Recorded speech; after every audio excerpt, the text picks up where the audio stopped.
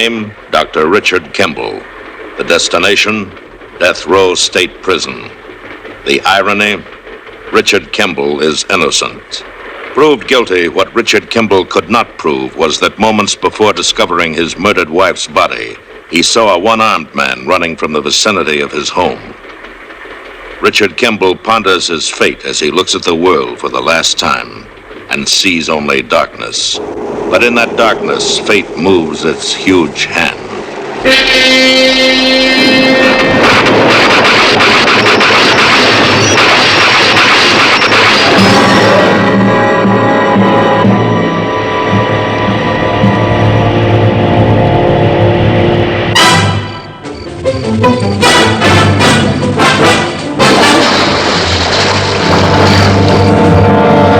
The Fugitive. A QM production, starring David Jansen as The Fugitive, with guest stars Shirley Knight, Richard Carlson, and special guest star Gloria Graham. Tonight's episode, The Homecoming.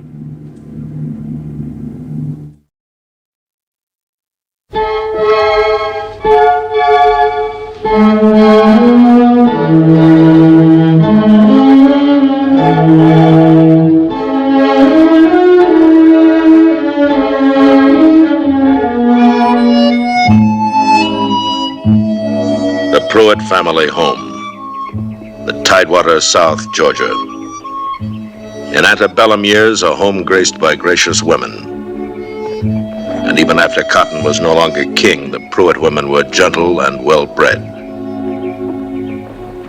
Richard Kimball, fugitive, pauses here in his endless flight. For as long as he dares, he will be David Benton, research technician.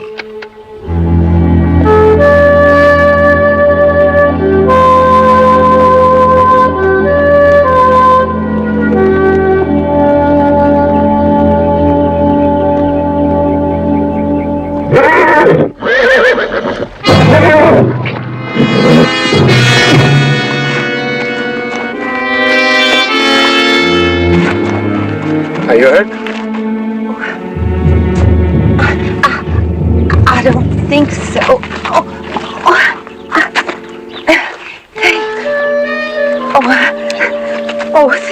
Thank you.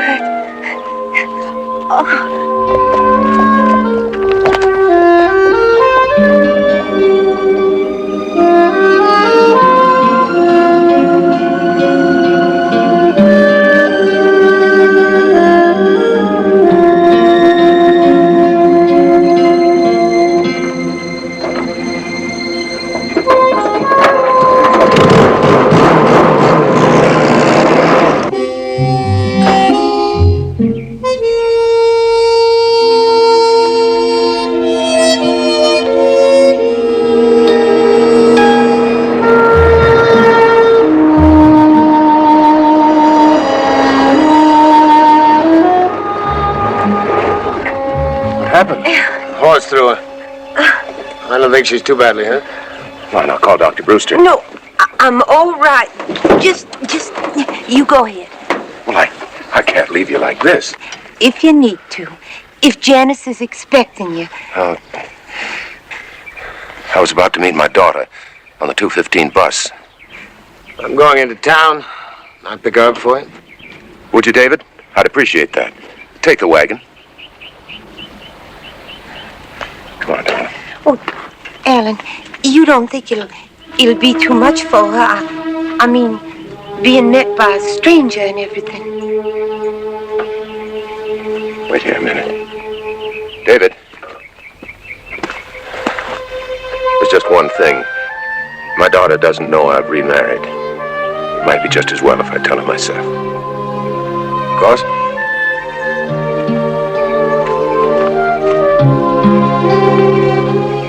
Come on, darling.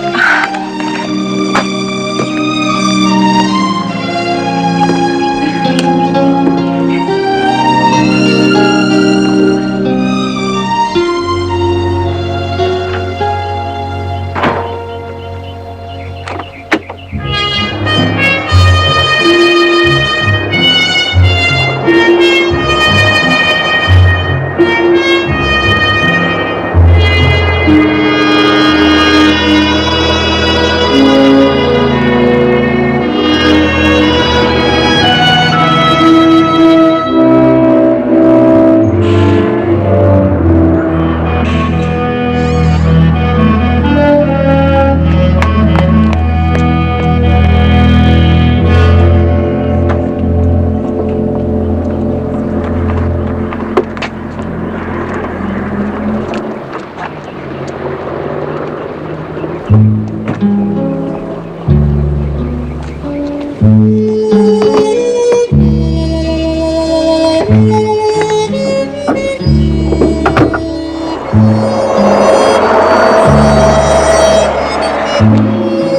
Pruitt, Yes. my name is David Benton. I work for your father. He asked me to pick you up. Is anything wrong? No, nothing wrong. I was coming into town anyway, so, my car's down the street. Are those your bags? Yes.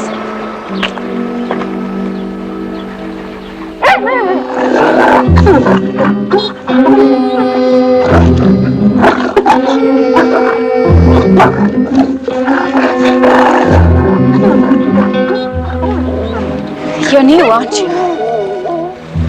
Well, I've been here long enough to know that you don't call goobers peanuts.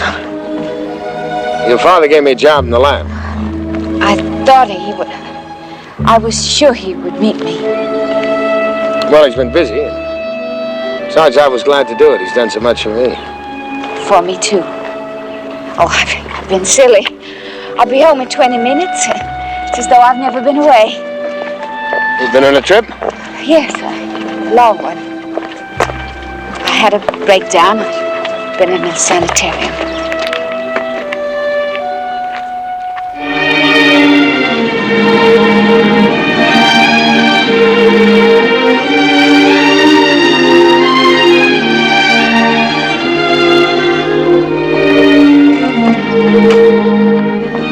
Honey.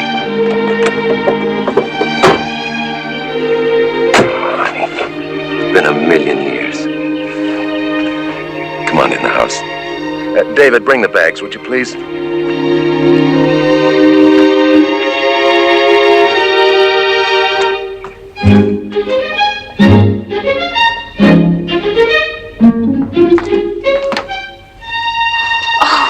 Papa, I'm so glad to be home. Honey, I've got a little surprise for you. I know you're going to like it. I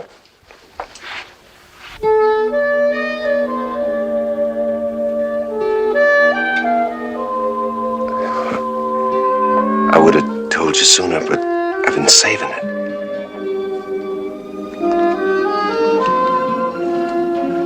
Dorina, this is Janice. Dorina and I were married 6 months ago. Honey, I've been waiting so long. I couldn't tell you sooner, Dr. Stark said. Forget Dr. Stark. She's home now, Alan. Come on, darling. You need some tea or something. If you don't mind, I'm a little tired. Of course. We should have realized. I invited Judge Parker and Ellie over for dinner, but if you don't feel up to it... Well, I'll be all right. I'd like to see them. Let me take those, David. Mr. Benton, did I ever say thanks? Let me see, about 10 or 12 times. Well, I never said my thanks. Come and have dinner with us tonight. Well, if I'm not cutting in on the family reunion. You're not. Come early for drinks. Follow me, honey.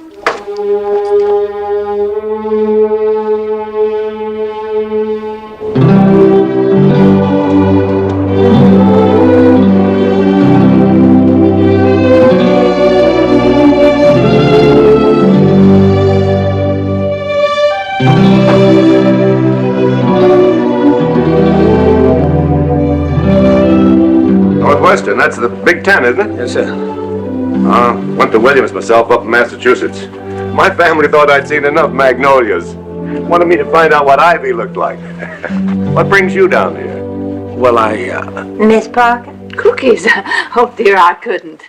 Oh, that's our latest goober product, just out of the laboratory this morning. Very low on calories. Well, now here's Floyd. Excuse me. sorry I couldn't make it for dinner. You ask me again sometime. Judge? Floyd? Miss Ellie? Hello, Janice. It's nice to see you, Floyd. Floyd, Mr. Benton, he works in the lab. How do you do? Floyd Warren, our county sheriff.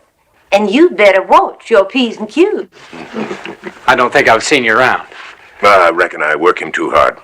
David's going to be with us just for the summer. Excuse me. I'd like to talk to you, Janice. Yes, of course, Floyd. Call me. Maybe tomorrow. I was hoping tonight. It's been a long time. I think I've got a prior claim. Your mother always had a brandy for me. My father still has. I'll get it for you. Just like her mother, gentle and gracious. She's a lady. That's something that's born in you.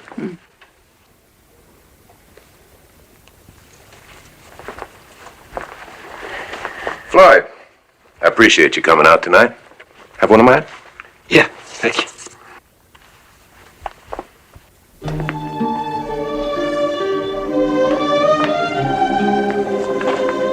I'll take that in, my dear. My mother always served the judges brandy. Honey, your mother is gone. I think we have to understand that. I'm Mrs. Allen Pruitt now, your father's wife. You're Mrs. Pruitt. You'll never be his wife.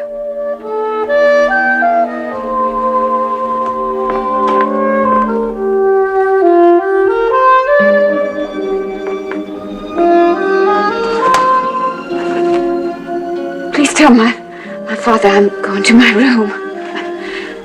I don't feel well.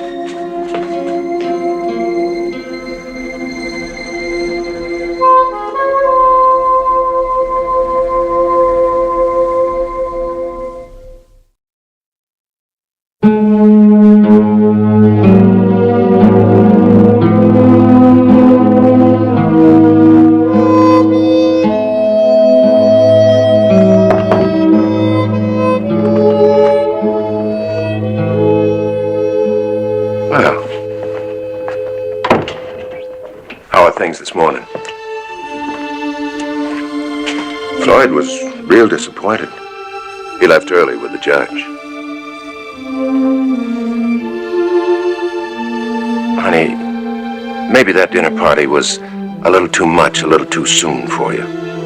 We'll go slowly, just as slowly as you want. Papa, how could you marry that...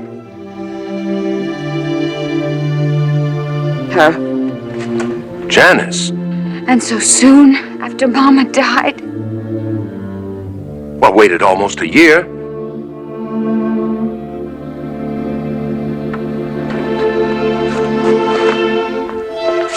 Oh, honey, there's some things I can't expect you to understand. This big empty house, well, a man gets lonely. Janice, you know what your mother meant to me, but she's gone. We can't keep on crying forever. I wanted to come home so much. I used to dream about it. Well, you don't have to dream anymore. She doesn't want me here. Dorina, you're wrong. Me or Mama or anything that's left, anything that used to be. Honey, you're wrong. Well, she's just been counting the days. She was just afraid that you wouldn't like her. Oh, Janice, I know you've had a real rough time. Almost a year.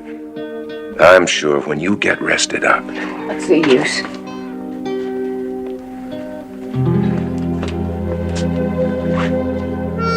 Janice.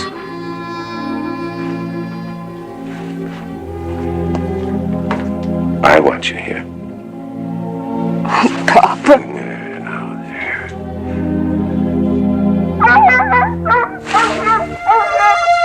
It's all right, Janice. It's all right. It's just someone with some hounds. I'll go send him away.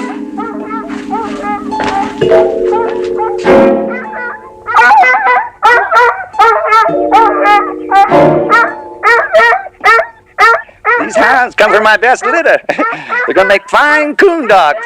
Even good enough for a cousin that married rich.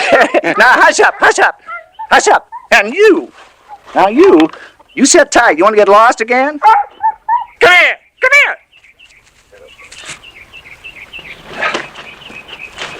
Thank you. Sir! Get those hounds out of here. Janice is home. Haven't you any sense at all? You know how she is about dogs. Well, Dorena told me to fetch him over.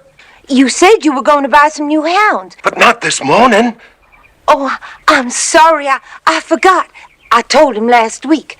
You better load up and get. Fast.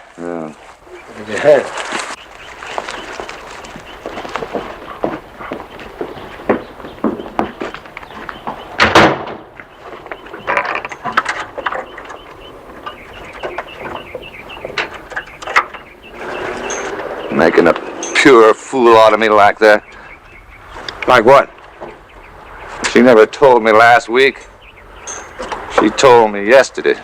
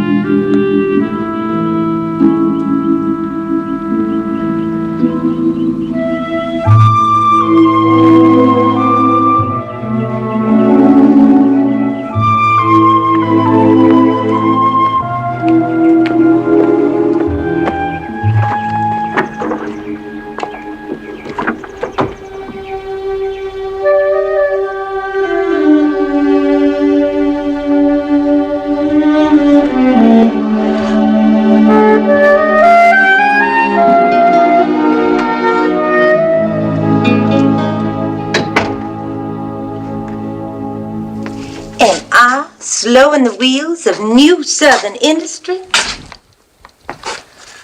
Not so you'd notice. You're sorry for Janice, aren't you? Well, shouldn't I be? If you can spare it, try being a little sorry for me. And I think you're doing all right, Mr. Pruitt. You think so? You think it's easy coming into a house like this, knowing somebody was here before you? It's almost like living three in a bed. It ain't easy, especially when you come from where I did. How did you come from? Red dirt clearing in Potter's Woods, all of 12 miles from here. And it might as well have been the other side of the moon. 5 kids and 7 hogs, and the red dust so thick on all of us that Ma could hardly tell which was which. I pulled out of that. I pulled out of the dirt. I got into town and I went to school, stood number 3 in my high school class, and worked the afternoons and weekends in Willison's store. I've crawled and I've scraped for what I've got, and she's not going to take it away. You want to run her out, is that it? I had a grandmother used to say, there's only room for one sow in a pen. I talk big. It doesn't mean anything. The truth is, I like her. I've tried to help her. She doesn't want any part of me. I've tried to be her friend. I could be yours.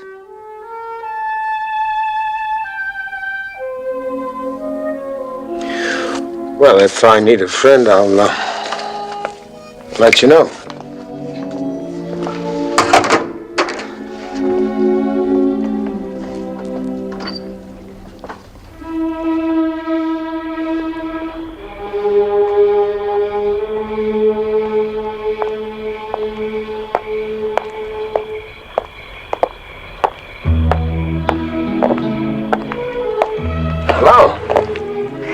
I thought you were asleep. Well, it's too early to sleep and too late to read. You don't have to apologize for enjoying the night. My father wanted to take my mother to Europe when she was sick. And Mama said there was more medicine in a Georgia night than in all of Europe put together. She was right. You're very close to her, weren't you? Very close. We used to come here the afternoons when I was small, and Mama used to let me pour the tea. That was before she took sick. How long was she sick? For a long time. For the last 5 years, she was an invalid. I used to come here alone after she died. I'm sorry. Don't be. It's nice to be able to talk with someone about it. Everyone should have someone to talk to, don't you think? Yeah, sure. Your folks back from town? No. Will you be all right out here alone? Of course.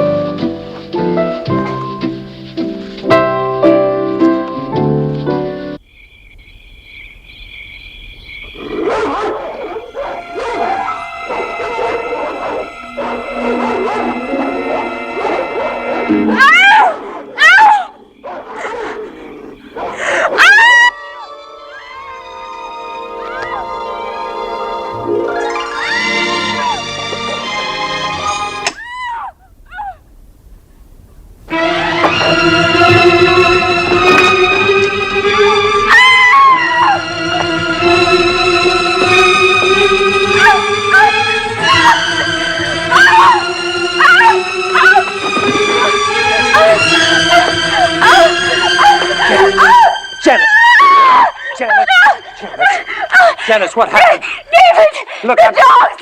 They've come back! Look, the dogs! The dogs! You heard them! You had to hear them! You heard them! Look, we'll talk about it later. Come on inside. No, now! You've got to tell me now! Papa! Papa! Papa! Honey, easy. Tell me about it now. Tell me all about it.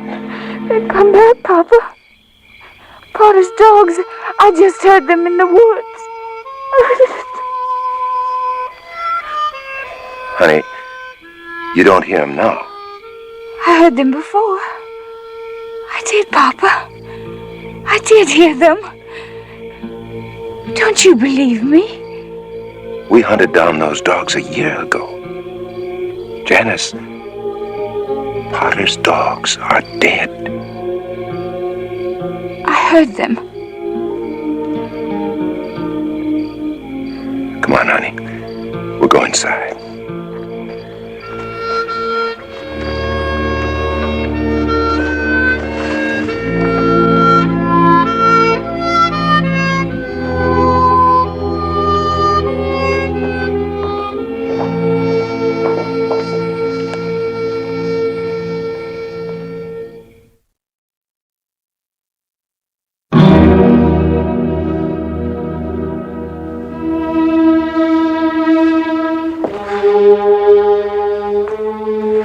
I had to take a pill. She'll be sleeping soon. I told you we shouldn't have gone out tonight. Honey, she seems so much better. You thought so yourself. She keeps insisting she heard those dogs. Did you? No, sir. No, of course not. But I had my radio on. Maybe it covered up the sound of the dogs. But wouldn't you have heard them when you ran out? Yeah, I suppose so.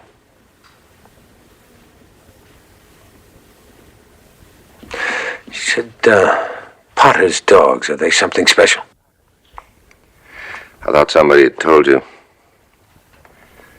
Potter was an old redneck, a sharecropper. Lived by himself, too mean to live with anybody else, except his dogs. Two big, ugly brutes. Potter kept him tied up with ropes. Half-starved, vicious. And when Potter died, the dogs chewed through the ropes and headed for the woods, went wild. They attacked Janice? No. No, not her. Janice took some children into the woods, a picnic. One of the little fellas, Jeffy Coombs. Jeffy Coombs. She never missed him till she heard him screaming. Well, she drove off the dogs. Some of the older children helped her. That night in the hospital, Jeffy died. Her sitting right there beside him. Couldn't get her to leave.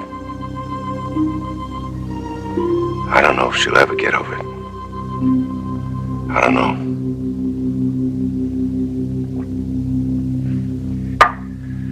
But she's my daughter. And I'm not going to send her away again. I wouldn't dream of letting you. Ellen Lee, she's my daughter now, too.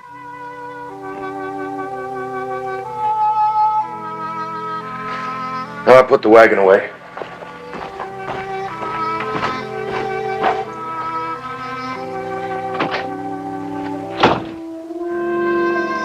She's got Ellen to worry about her. Take my advice. Stay out of it. Good night, Mr. Benton.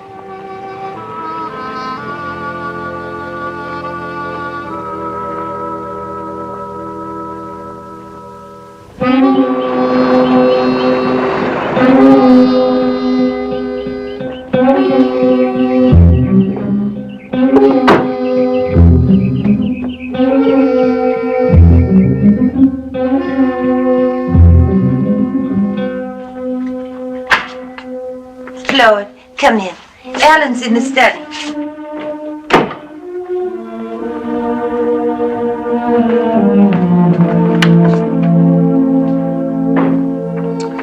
Floyd, thanks for coming so soon. I was heading over to Mason Corners. The office relayed your call in the two-way. Anything wrong? Janice? Yeah. She gave us sort of a bad time last night. Said she heard Potter's dogs out in those woods. Potter's dogs? Why, can't be. We got rid of them a year ago. There's no dogs out in those woods anymore. I didn't say there were. Janice says so. She keeps insisting she heard them. You have to understand, Floyd, there's nothing really wrong with her. It was just the shock. All she needs is some rest, being home, and seeing her old friends. That's why I called you. I thought perhaps you'd want to help. Help? Well, you used to come out quite frequently before she went away. I thought perhaps if you'd start coming out again. I did come out the other night. I wouldn't say she was overjoyed to see me. She around? She's in her room, resting. Well, maybe later on my way back. Thanks, Floyd. Thanks, Floyd. I'll see you out.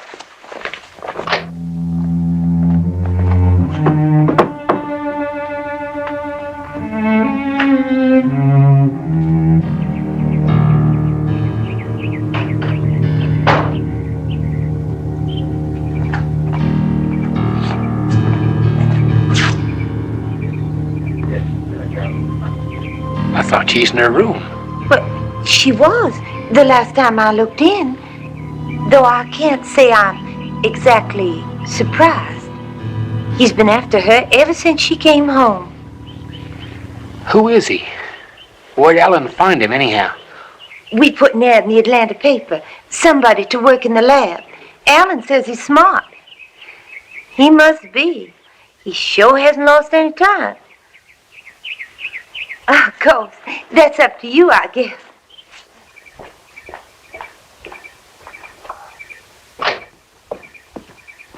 Floyd, I want to talk to you. I'll be in shortly. Now. I'm sorry, I can't We now. can talk in the car. Floyd, please. You're hurting her.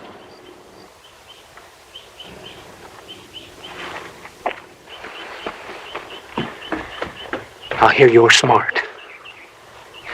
You stay away from her here. When she asked me to. When I ask you to. Unless you won't eat cornbread and beans for a month. That goes for dinner in our jail.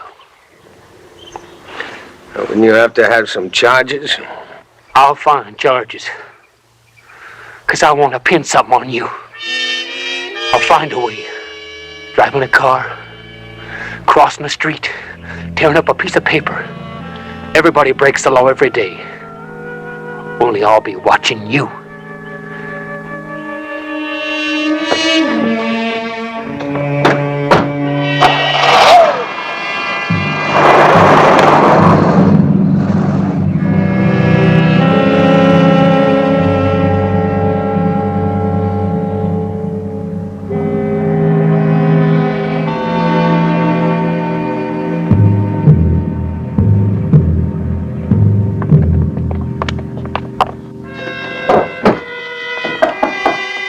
Come in.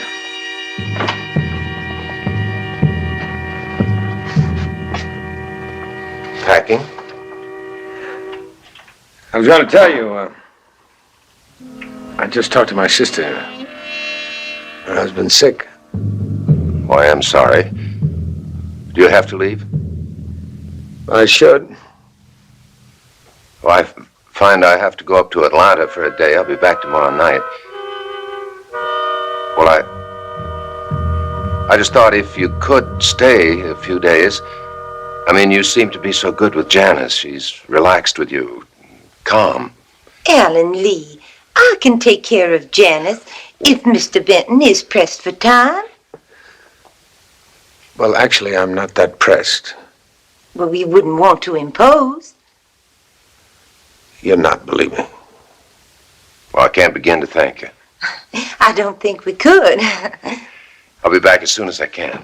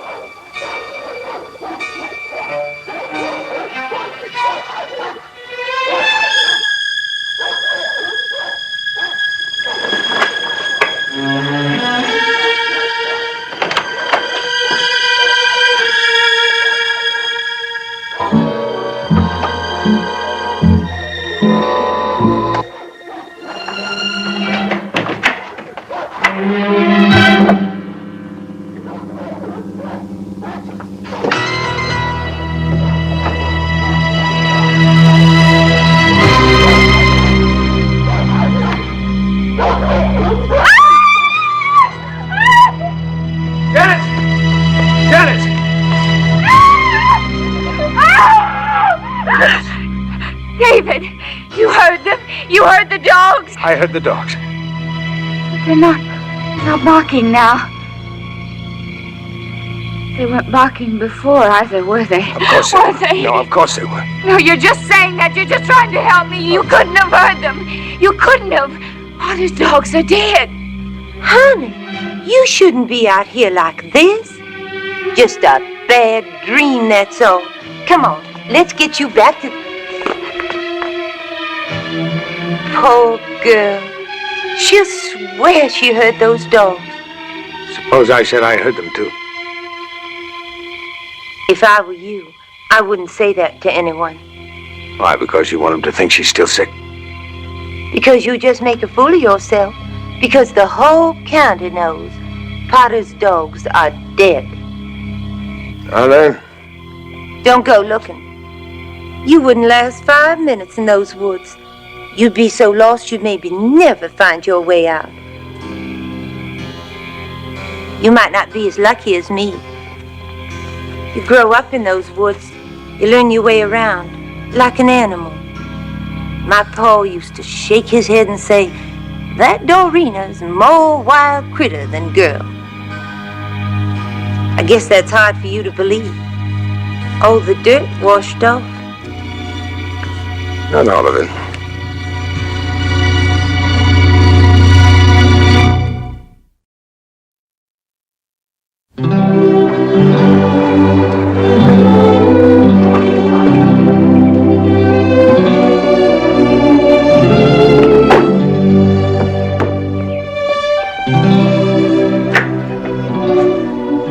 Darling, Alan, you're early. I wanted to get home before dark. How is she? She's been in her room most of the day. Wouldn't eat or talk. Alan, I've tried. She heard those dogs again last night. Did you? Alan, I wish I could tell you. What can I do for that child? What can I do to help? You expect too much of yourself. You're not a doctor. Maybe you just have to. Oh, but talk to her first.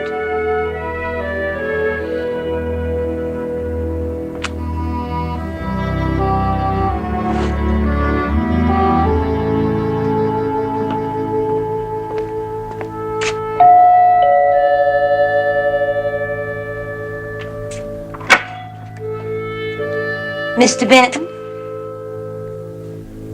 I'd like to talk to Mr. Pruitt. He's busy. Will you wait in the study?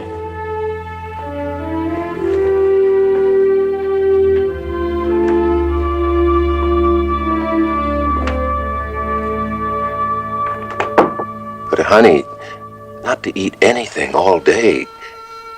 Can't I bring you something? No, thanks. But you have to eat. I'm not hungry.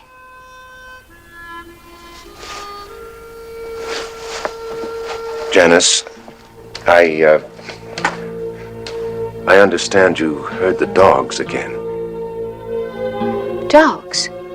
Potter's dogs, last night. I didn't hear any dogs. Dorina says that... I don't care what she says. She's wrong. Honey, don't you think... She's wrong. I didn't hear anything. Now, please stop asking me and leave me alone. Please just leave me alone.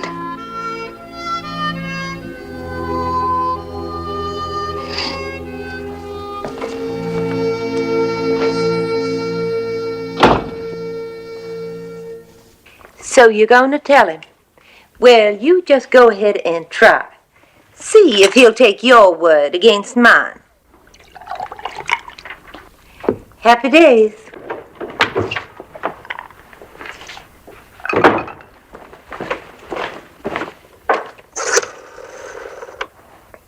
Operator, this is Alan Pruitt. I wonder if you'd get me the Glen Air Sanitarium in Hazelhurst.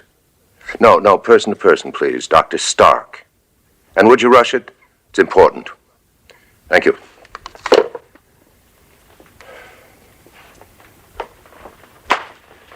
I'm sorry, David.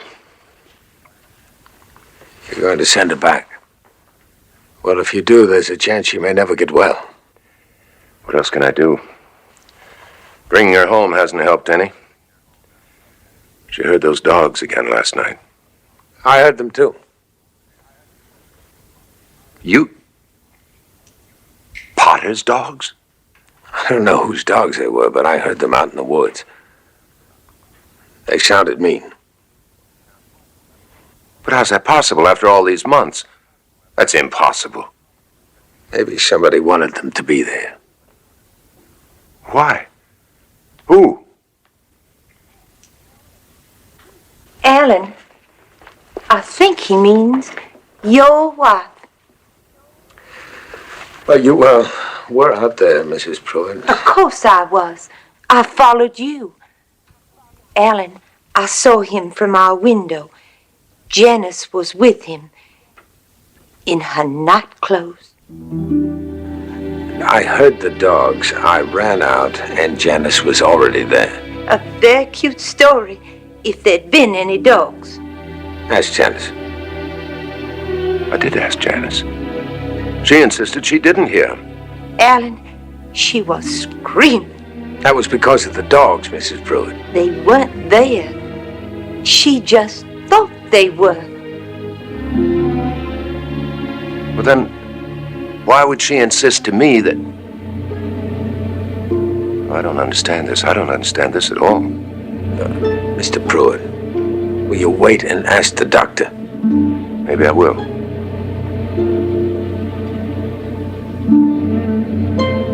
All right, David, if I need you, I'll call you. Yes, sir.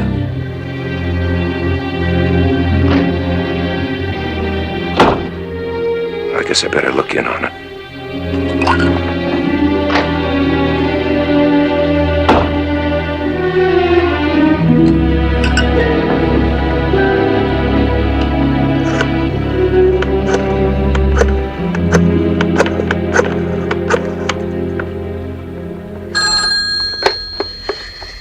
Sheriff's Office, Warren speaking. Flora, Dorina, you better make tracks out here. What goes? Mr. Benton, you didn't slow him down much. He was out by the woods with her last night, just the two of them, and she was in her nightgown and... Flora, do you hear me? You can just scare a man so far. If she wanted to walk out there with him. What about me? You? That's the kind he is. Came after me, too. You want to make a charge? If you can't run him out? I can run him out.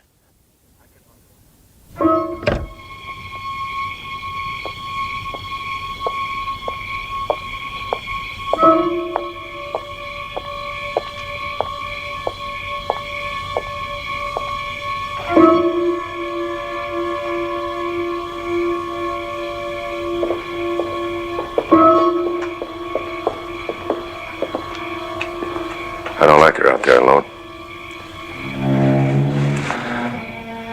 I better check long distance again.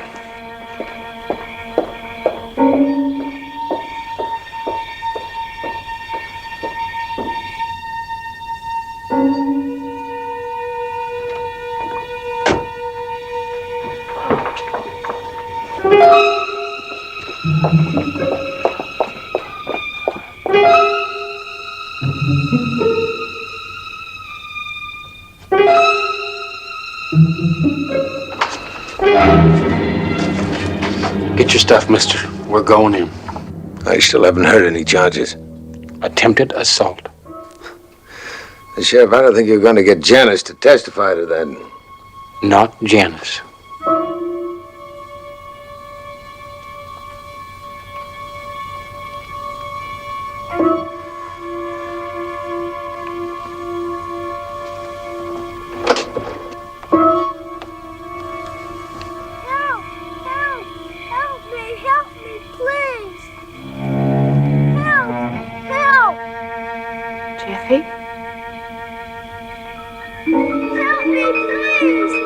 Jeffy? Help me! Jeffy! I'll have to get back to you. Jeffy! Jeffy!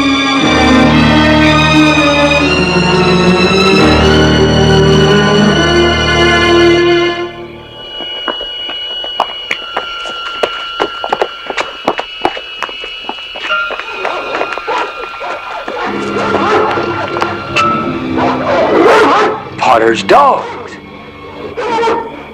Jeffy? Janice. Jeffy? Jeffy? Help me! Jeffy?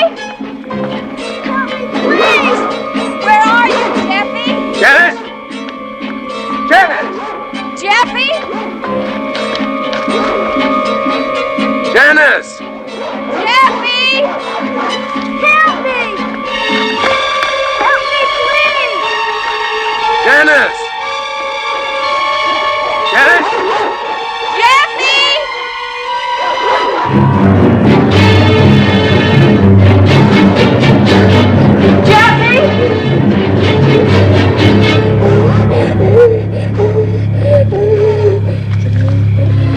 Jeffy? Jeffy? You're not Jeffy Combs. Don't you be frightened anymore. Nothing's going to hurt you.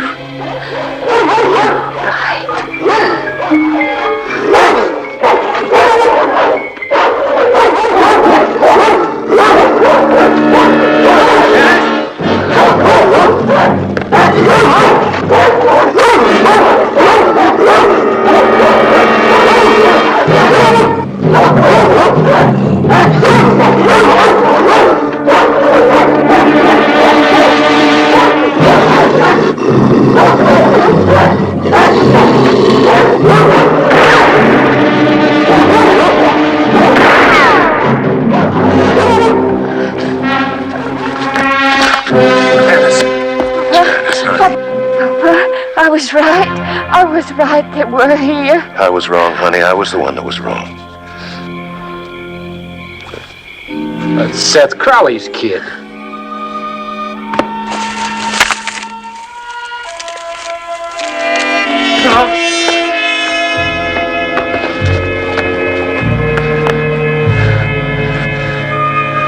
Now go and tell him. Those were pilot's dogs, weren't they? They're mine. Somebody put you up to bringing them here. Who? Oh, tell him who. Do you want the sheriff to ask you who? Her.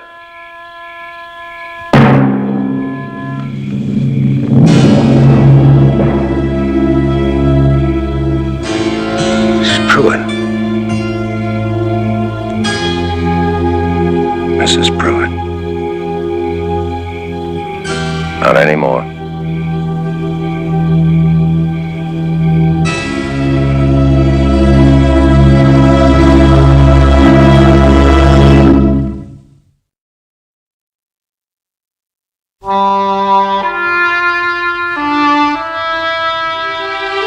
Well, she said she'd give me $100 if I'd just take him out in the woods and make him start to sound odd.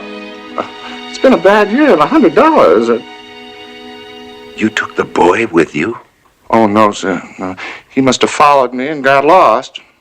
First I knew it was when he started yelling. And then she got to him first. All right, Seth, all right. Good night. Would one of you gentlemen like to drive me to town? Me. It'll be a pleasure.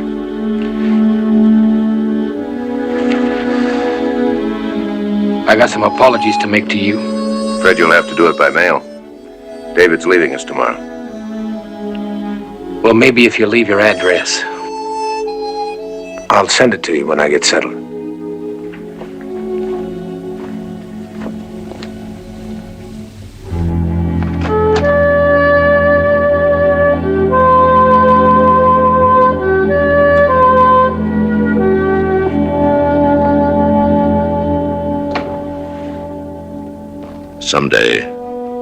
Someday Richard Kimball will be settled. When he can take his own name again. When he finds the man who killed his wife. Until then, he must be what he is now. A fugitive.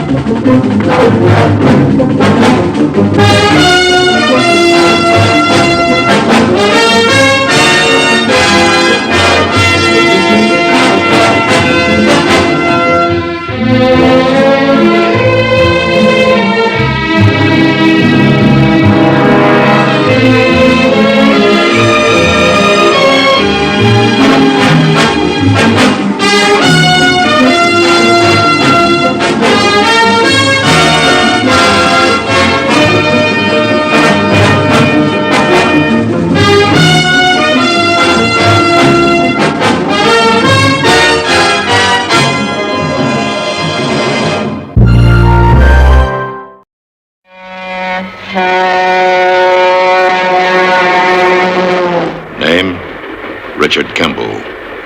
Profession, Doctor of Medicine. Destination, Death Row State Prison.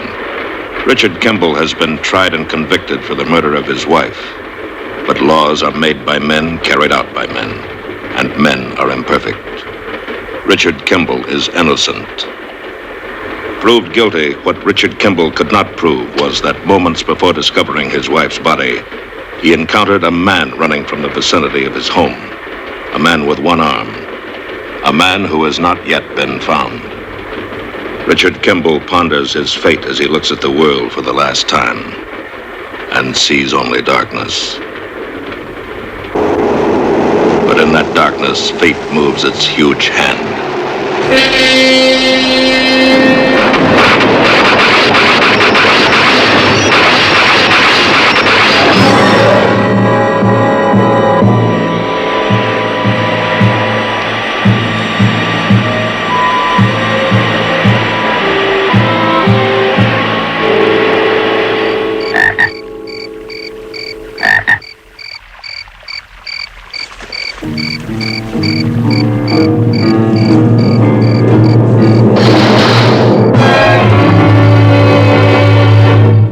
Fugitive.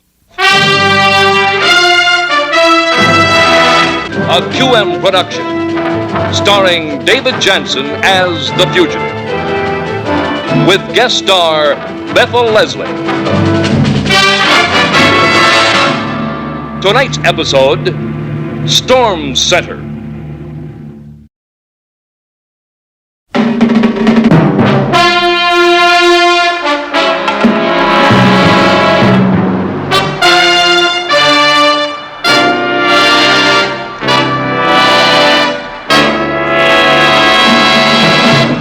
Landing, Florida. 1,000 miles from the state prison where Richard Kimball was scheduled to die. Tonight, it will seem closer. Sorry, ma'am. Hurricane warning's been posted. We've got to get out there. Oh, come on, it's worth $100 to us. Lady, that wouldn't even buy a pine box. Phelps! I'm taking off. Need any help? No, thanks. Just about through myself. Good night. Come on, we can go across in the morning. Old man Fisher will have our boat fixed up by then.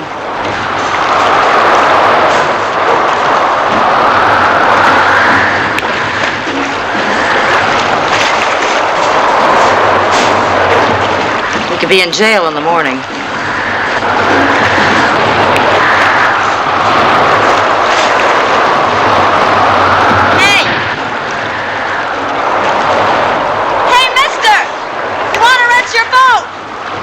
There's a hurricane coming up, lady. So, you're not afraid of a little wind, are you, Doctor? I'm not a doctor. My name is Phelps, Larry Phelps. Well, that's funny. You don't look like a Larry Phelps at all to me. You look like a Kimball. Richard Kimball.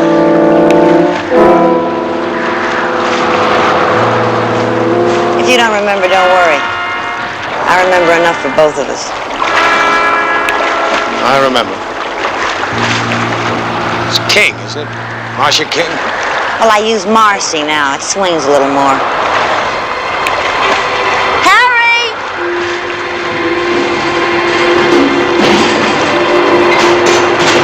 I got a house on Key Blanca.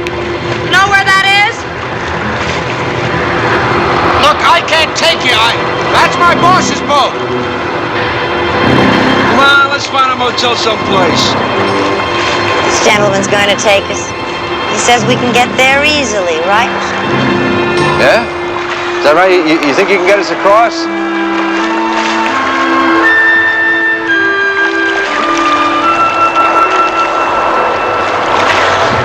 Climb aboard.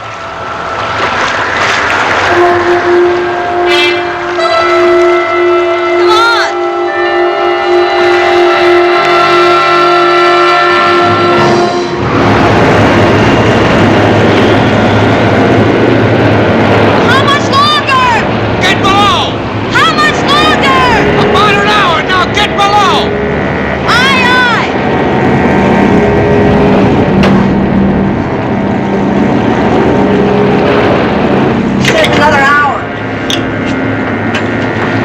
never make it. Why don't you lie down? If they were cops on our tail, we could have ducked them. Not committing suicide. Harry, relax. Just one more hour, that's all.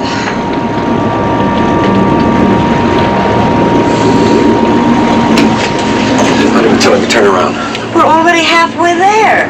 We've got to do something. Yeah, sit down. I'm telling you to turn back. Harry, you know what you are? You're a scared rabbit. But a rich one. Hey, Marcy?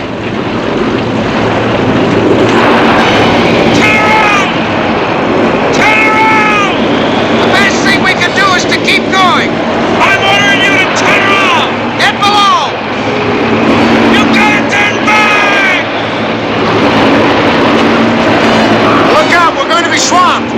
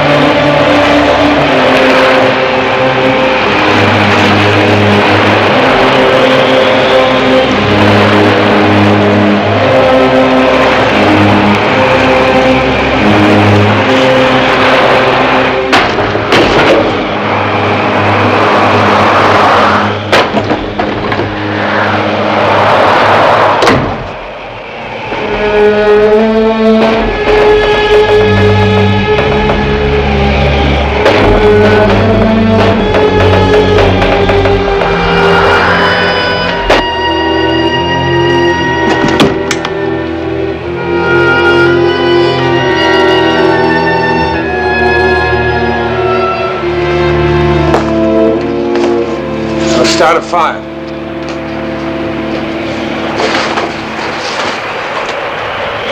You better get into some dry clothes. Boy, it really didn't bother you at all, did it? I want you to listen to me carefully. I don't want to bother to say it again. It was an accident. An accident, that's it. No, that's not it. Look, I did all I could for your husband. I'm not married, remember? That was 5 years ago. Who was he? His name was Harry Montjoy, and he was my ticket out of the gutter, so that's another one I owe you, Doctor. Why were you in such a hurry to get him? Harry was being followed, and this house is in my name. By the police? Well, sort of. It seems the government's looking for Harry. Something about phony securities. They think maybe Harry got away with $500,000. Did he? Of course he did. I don't play for trading stamps. I don't even have that much. What happened to your $500,000? Well, at the moment, it's residing in a very modern bank in Brazil. Rio de Janeiro. And I can't get it out now unless I hold the place up. You really wiped me out. Doctor. All the way. That should catch you. You were a Boy Scout, right? It figures.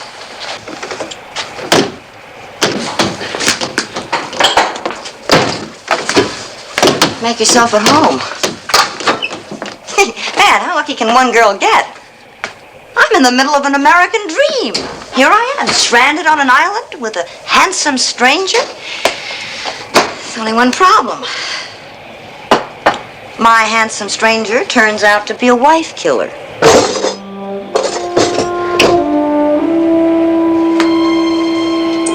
How didn't you forget? I don't knife women, I strangle them. You've got a very peculiar sense of humor. Your game. It's your game now. You've got the gun.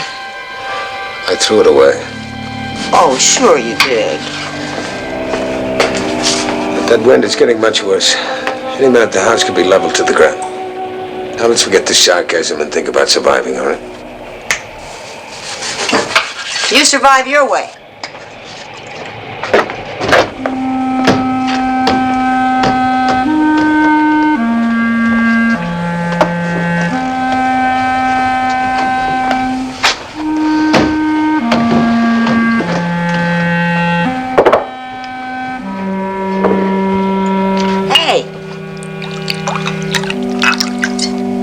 Here's to Dr. Richard Kimball.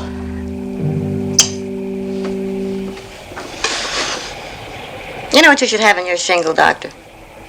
Kill or cure, take your pick. Well, you believe what you want to, you will anyway. Yeah, I've heard that in death row you can't find a guilty man. You never get tired of playing that part, do you? What part, Doctor? It's like something out of an old Joan Crawford movie, I guess. The picture hasn't even started yet. All right, let's talk about it. You came to my office 5 years ago. You wanted an abortion. I turned you down. I couldn't have been the only one. Nope. You were the last. Like I say, that makes me owe you something. Did you have the baby? Nope. And he fixed it so I couldn't ever have another one. I'm sorry. Oh, that's too little and too late, Doctor. I'm sorry for you, not for what I did. Well, then why don't you start being sorry? If you'd been a human being, if you'd been a man instead of I don't know, some kind of two-legged breathing ethic, I might still be in one piece. A lot of women can't have children.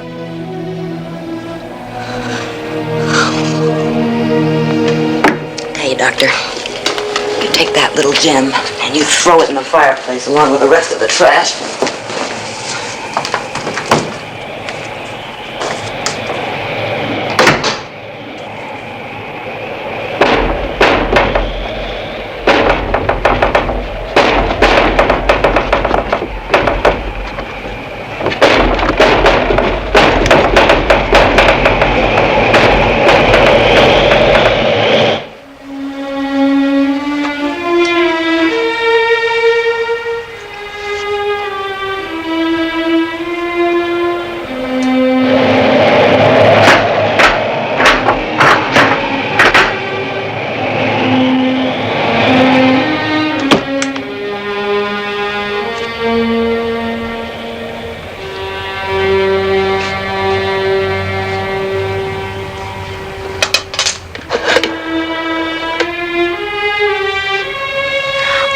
I want the police. I want the police.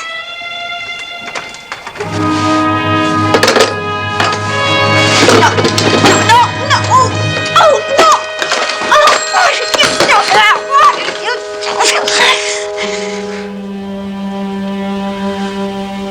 Doctor, we've only just met.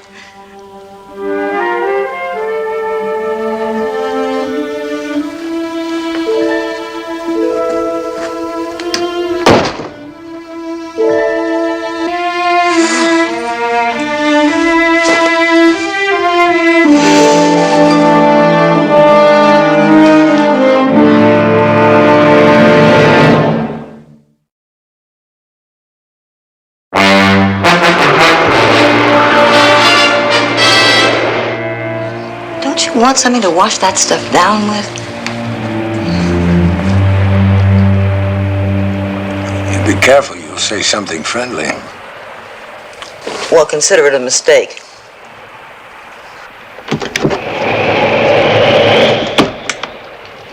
It's getting worse. I'm sorry about that. What do you mean you're sorry? I thought maybe you were blaming the weather on me, too. Oh, Doctor, you know you really give me a very large pain. I never would have guessed that.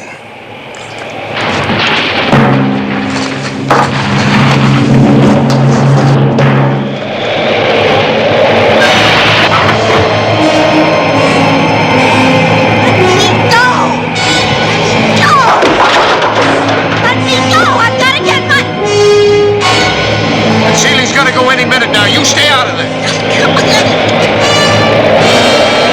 Let me go!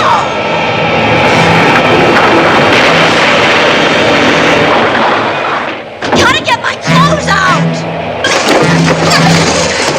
I've gotta get my clothes. Think. Everything. Give that back to me! Money, huh? 5, 10. It's $25,000 and it's mine.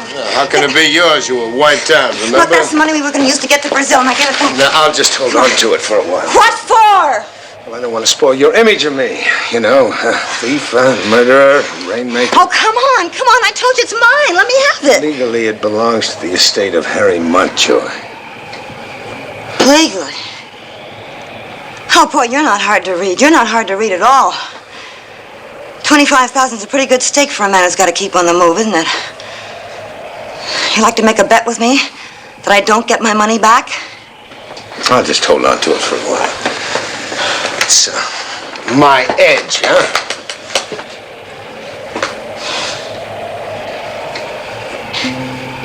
Suddenly, I feel very sober. I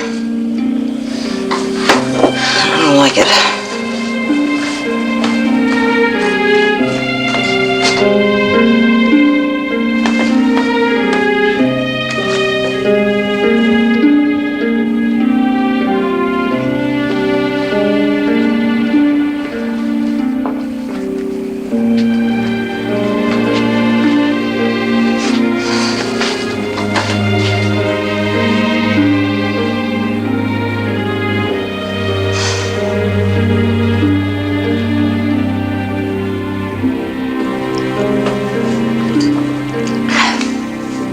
Hey, what do you say we have a truce? I mean, you know, like, not the best of it. See, somebody like me, well, the only way you're gonna make it is to figure the other guy's out to cut you into little pieces so you cut first. Well, I don't know, I guess I'm trying to say I think maybe I was wrong about you. It doesn't have anything to do with the fact that I have your money. And look, I'm trying to apologize. You kind of saved my life in there, and all I'm trying to do right now is say thank you. All right.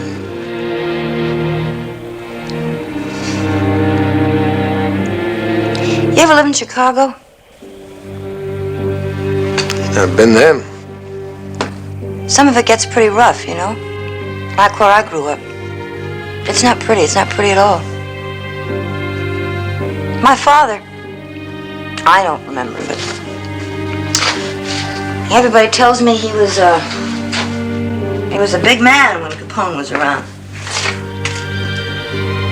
Well, then he's dead. I hope so.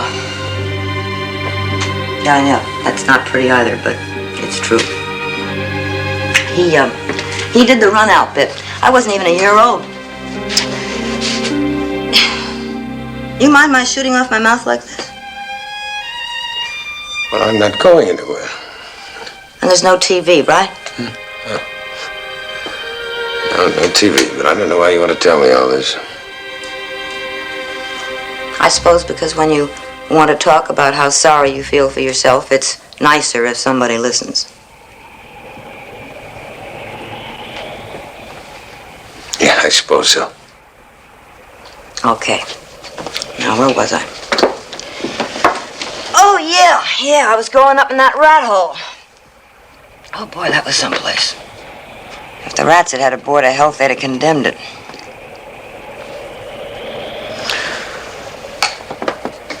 What about the rest of your family?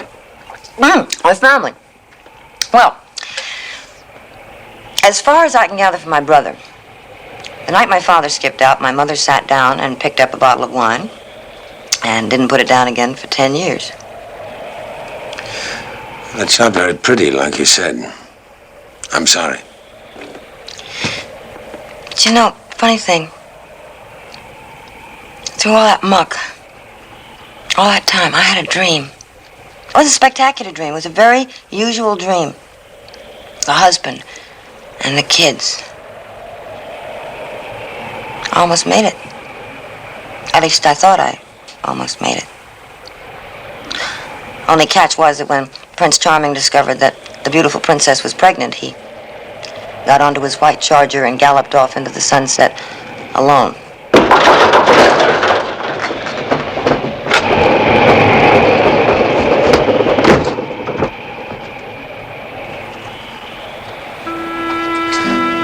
So after the handsome prince, that's where I came in. Yeah. That's where you came in.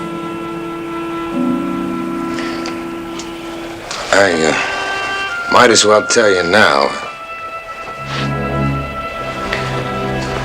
I'd do the same thing today. Yeah, I suppose you would.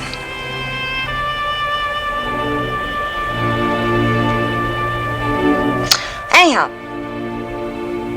So, now, when I found out what they'd done to me, I said, world, you go to the devil. I'm going back to what I know how to do best to get the things I want. And man, I want a lot of things and they were very expensive. Which is where the late Harry Montjoy came in. And the curtain will now fall to thunderous applause and the audience will leave dry-eyed to the last. What now? I don't know. Start from scratch, I guess. Well, my wife couldn't have children. Yeah, I know. I mean, that's what you said you and your wife were arguing about that night. Something about her not wanting to adopt a kid. Must have followed the trial pretty closely. Yeah. Like you said, I was nursing a pretty big grudge.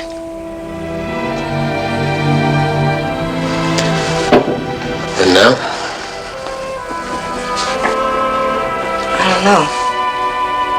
It's like how things change when you get up close to them. You know what I mean? You know how when you're in a car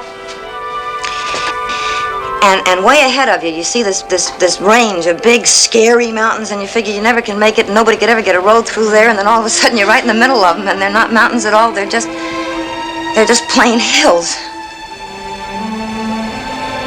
You know what I mean? Yeah, I think so.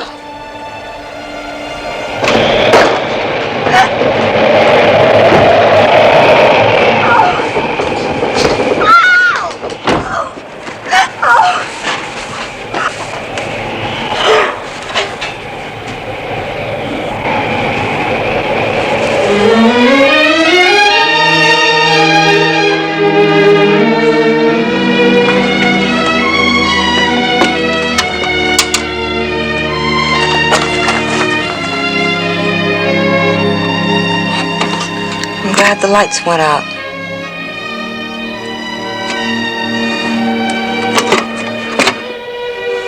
We better get some sleep.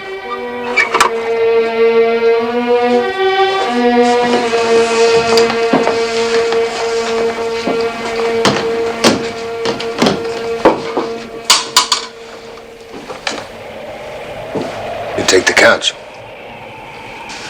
Well, what'll you do? I'll sleep here in the chair. Hey, now that we're friends, can I have my money back? I'm sorry. Sure. Yeah. Insurance.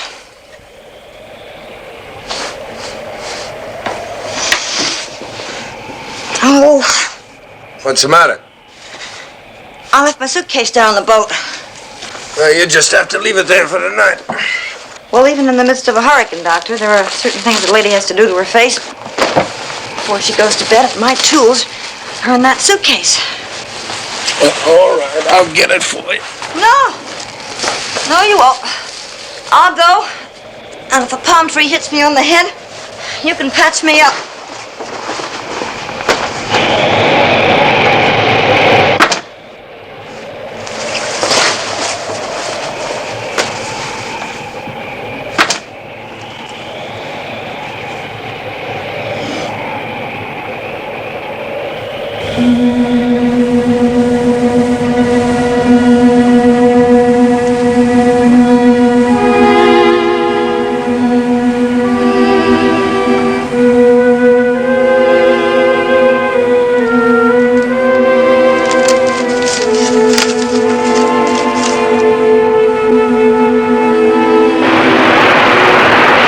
That's right.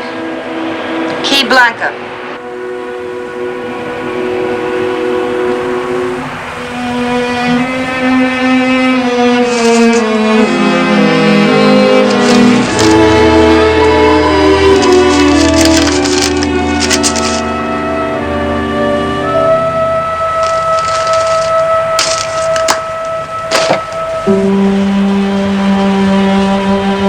Just notify the police, they'll know.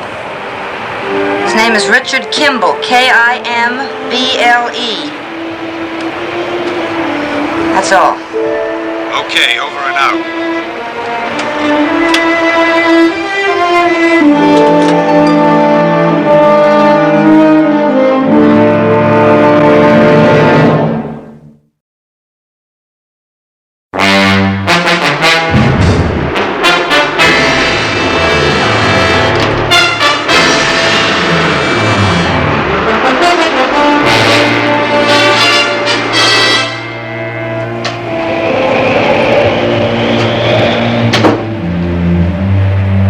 Fix you something to eat. Not much. Stove's electric. It went out with everything else. Great. Heat up some coffee on the fire over there if you like. Oh. Well, thank you. I got told once never to mix my drinks.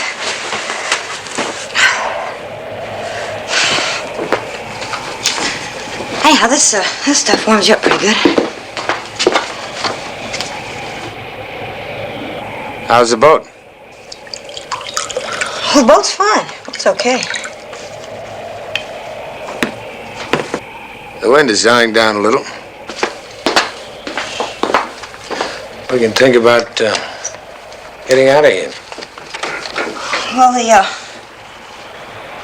the ocean looks pretty scary. Well, I don't mean right now, maybe in an hour or so. That's too bad. I was beginning to like it out here. Well, you have to get back to the street. That's funny. That's very funny. It's not funny, it's sad. Be a lot more sad if it were true. What do you mean? What are you talking about? Everything you've told me so far has been a lie. What? A lie from start to finish. I should have realized that. It was little Pat. A deserting father, the alcoholic mother. I hate to shake you out of your ivory tower, Doctor. There are people who live that way. Some people do, not you. Okay. What makes you think I was lying? You came from a fairly fashionable section of Chicago, North Side. Your father wasn't with the mob.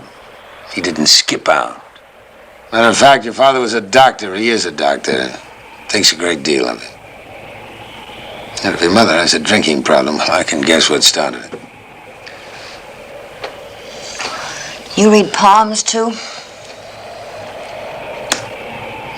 No, I read letters. Like the one that came from your father. You don't even have any right to go into my... You want to count it? Why? I mean... What you mean is that you didn't think you'd ever see it again. That's right. Well, you just can't trust some people, can you? Yeah, but you knew. So? I mean, you knew I was lying to you. Yeah, I know you were lying to me. I think I know why. I think you're ashamed of yourself. I think you're ashamed of what you've become. To put it in your words, it's not very pretty, so if you throw a little mud on the mirror, then the reflection doesn't look too bad. I didn't just lie to you. I lied to everybody. Sometimes I even believe it. Well, it's good out, boy. Poor girl didn't have a chance, huh? Yeah, that's what everybody says. Everybody but me.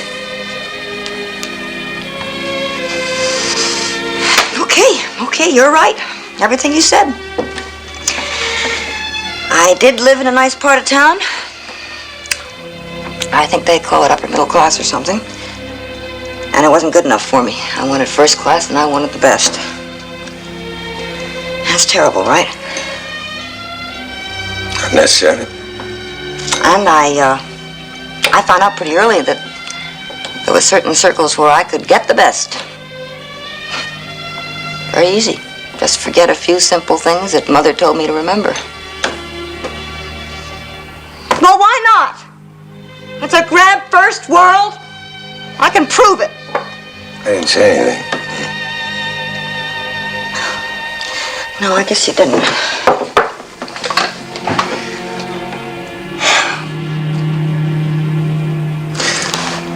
Marcy, this grab first world of yours, there's another world. You've been there. Oh, yeah, that's some world. The land of the self-righteous. It's not that bad. Yeah? And why are you running away from it? I'm not running away. I'm trying to catch up with it.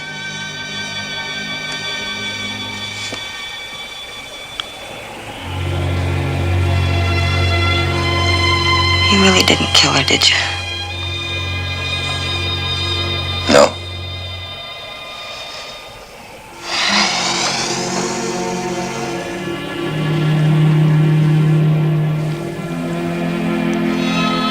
Say, listen,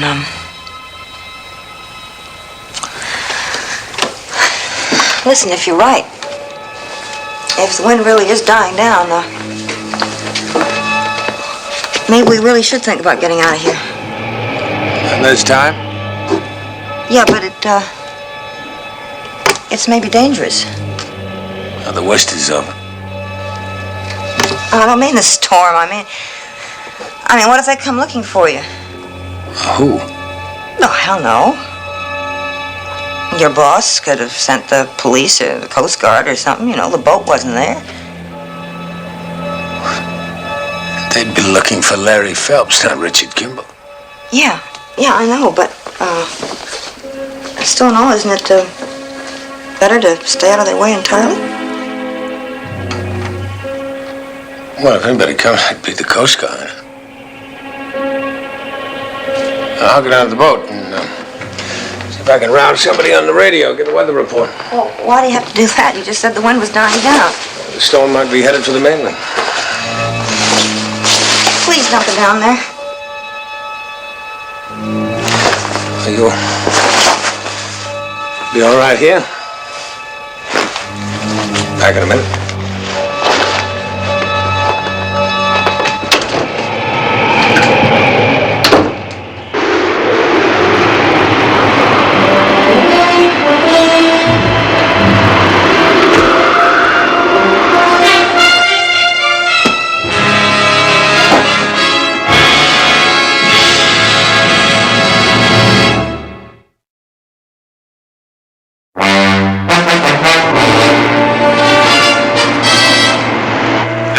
This is Coast Guard Station. We hear you. Over. This is Larry Phelps. I'm moored off Key Blanca. What's the latest on the weather? Over.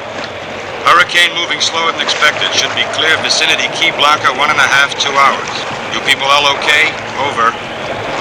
Yeah, so far. Look, would you call my boss, Charlie Hanna? Tell him I'm sitting it out all right. Over. Will do. And tell the lady who called before we got a message to the sheriff okay. He'll be out in a copter as soon as it clears. Over.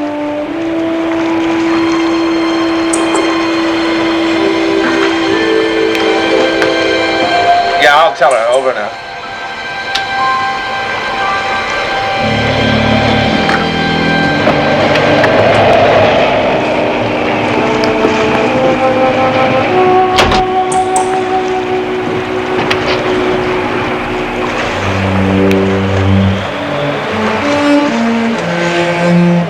Did you get the weather report? Be clear in a couple of hours. There's something. They said to tell you the police will be here when it clears.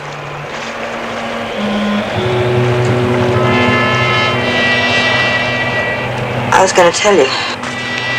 Sure you will. I was, just now. I swear I was. Look, I was scared. Don't you understand? I understand that the pigeon got caught in the trap. I wish I hadn't done it. Yeah. I really wish I hadn't done it. You've got to believe that. I tried believing it. That didn't work. Well, I didn't know. I thought you were going to kill me. Listen to me. Please listen to me. Look, all my life I played it one way. Look out for number one. Don't give, don't trust, don't love. I'll tell you something. It kept me out of trouble and it stopped me from being hurt. You know what I'm saying? I'm messing it up. What? I guess I really want to say that in my own stupid, twisted way, I think I'm in love with you.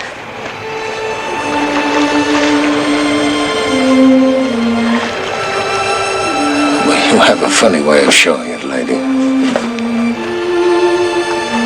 I tried to explain. What do you want? The truth.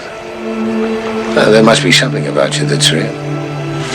Now, first I get the story about the poor little slum kid. And then I get a kiss.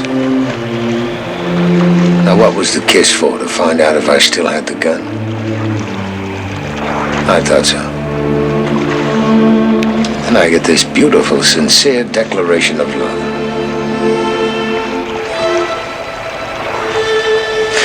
You don't even know how the word is spelled, lady. Yeah, okay, forget it. The only important thing now is that you gotta get out of here. At least out of this cabin. What you gonna do? No, I don't know, but I don't think I'll tell you, so you can tell your friends. Look, there's one chance. Get on the boat. You know these waters. Go to one of those other keys. There are dozens of them. It'll be hours before the helicopters come out. Now you could get a good jump. The helicopter, they could find me in half an hour.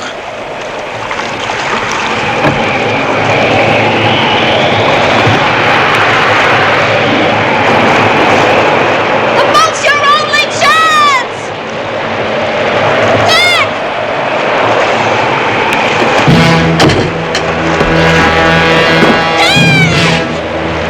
Dick is pulling loose!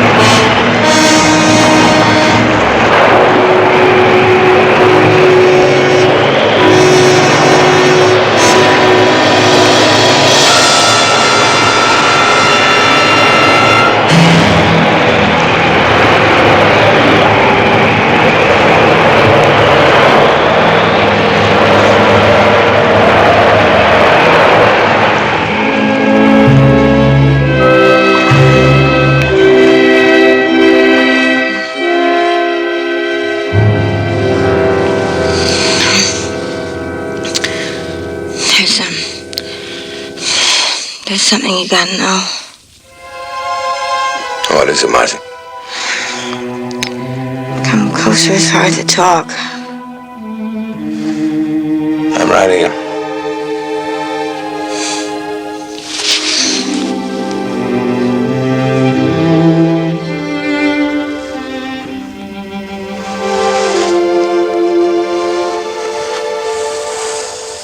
You mad? Well, I'm not sure. Good. I bet you that's the first time Sleeping Beauty kissed the prince. I got a feeling you're gonna pull through. Hey, you smiled at me.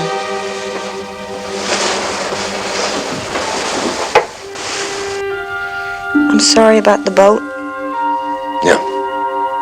Look, I know it sounds pretty silly after everything I've done. But what I said on the boat, that was true. You probably still don't believe it, and I know you don't feel the same way I do. I don't know what I feel, Marcy. I'm just not angry anymore. Well, that's a beginning. I can't afford beginnings. Look, I got an idea, and you've got to listen to me all the way through, okay? Okay. First of all, you got to steer clear of the police, right? Okay, so while they get here, you get undercover, and I'll tell them that you took off on the launch. I'll tell them that you found out that I'd called them, and you just took off in the storm.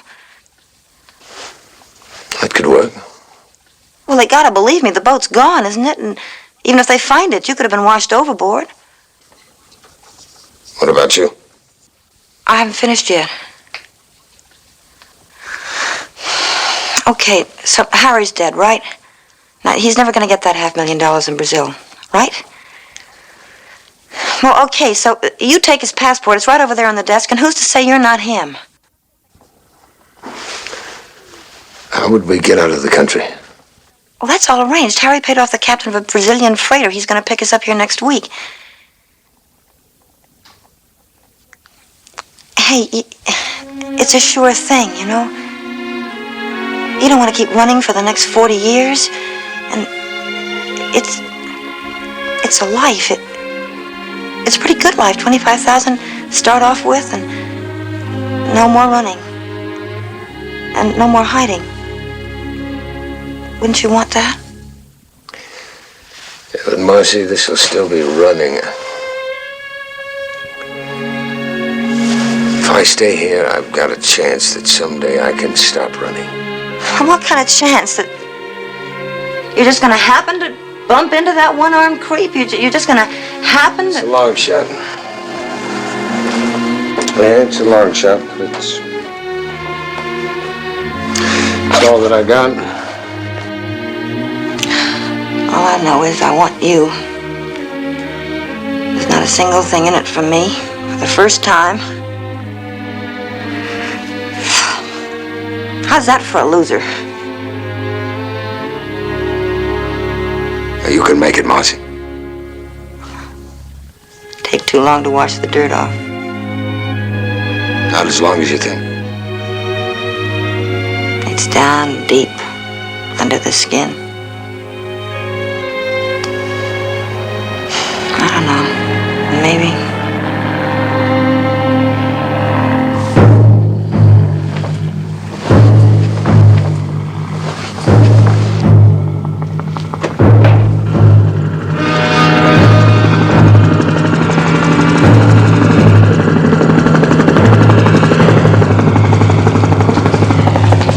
Dick, I'm sorry. Look at the land. There's a clearing down by the dock. Well, I can't get to the outboard. Well, okay, then stay out of sight, and I'll tell them that story we talked about.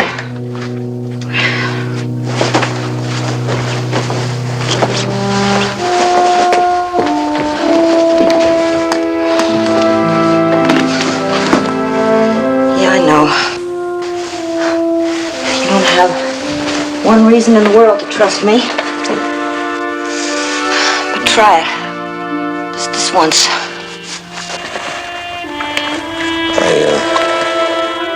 I've forgotten.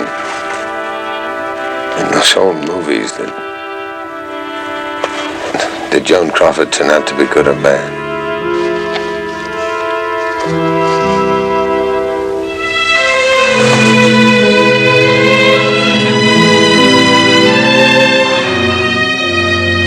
If you make it, I could wait for you in Brazil.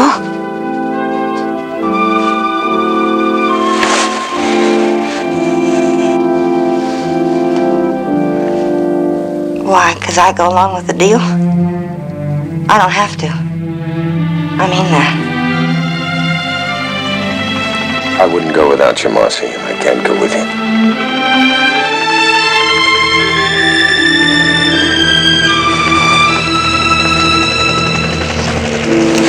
Maria.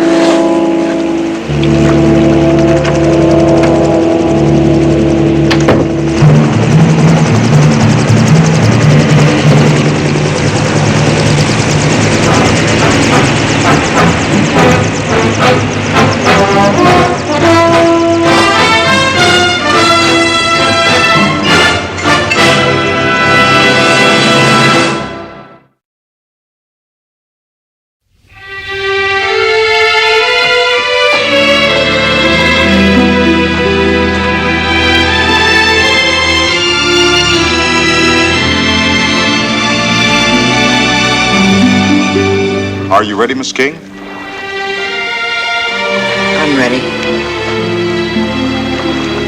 You know, you're not kidding about having yourself a night.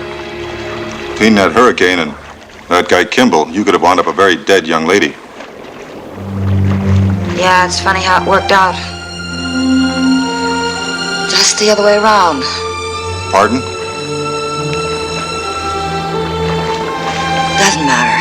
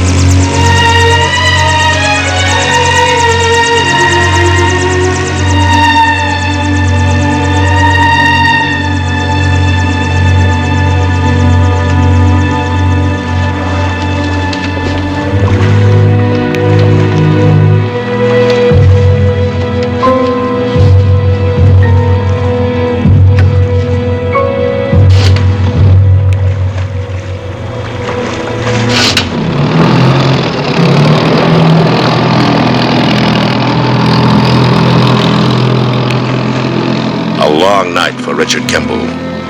But for a fugitive, the nights are always the longest.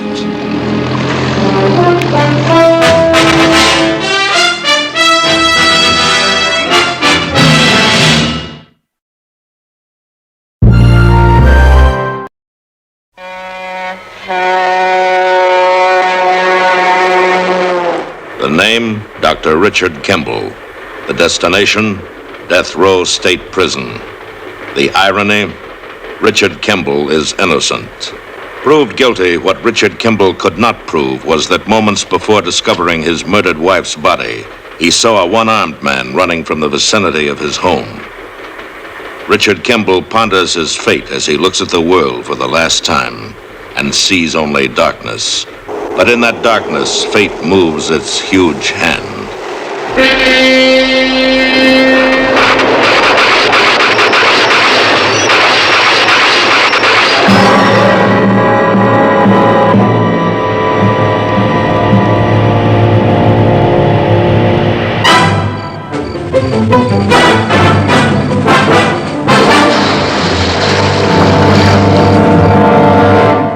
Fugitive.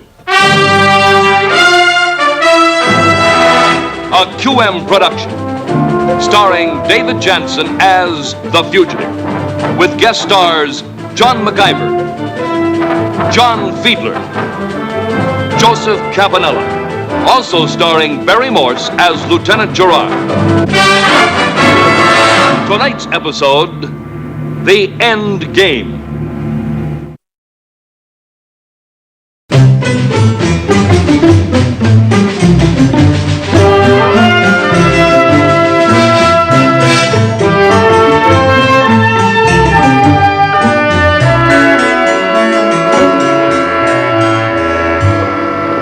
This is the instrument, and this its operator. The subject, newlyweds, and a day to remember, always. This is the fugitive, and as fate would have it, he is the target. And this is the sound, like that of a trigger or of a trap.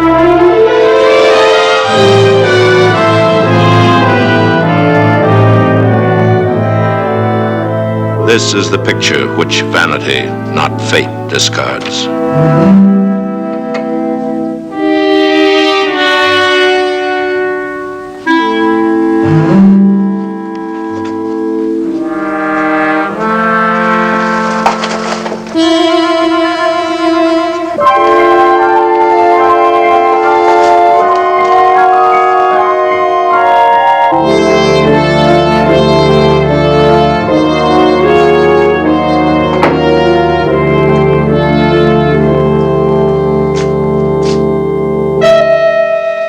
But fate is not finished with Richard Kimball. It is only a matter of time and place.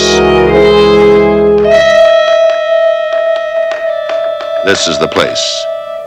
And with the common ordinary act of a man buying cigarettes, now is the time. And fate is swift and sure.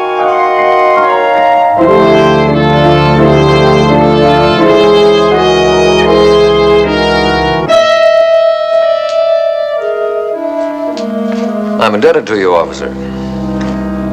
Very well. Taking Tuesday. Where and what time? I'm trying to think. So many pictures, different streets. What's this building? 7th Street Savings and Law Building. That's right. I was on 7th. Which side of the street is that? West side of the street. So this is looking north. Looks like you took this middle of the afternoon. I did? Yeah, the shadows. And his jacket. What about it? That's quite a heavy one. These two young people are lightly dressed. That's not all. He's carrying a lunch pail and his trousers, not a mark on them. On his way to work, wearing a heavy jacket because he works outside. I want to stake out on 7th between 2 and 4 in the afternoon. And I want a list of every industry in the city that employs manual labor for more than one shift a day. Our population's almost 500,000. That's a big order, Lieutenant. I know. But there's a strong compensation. He doesn't know I'm here.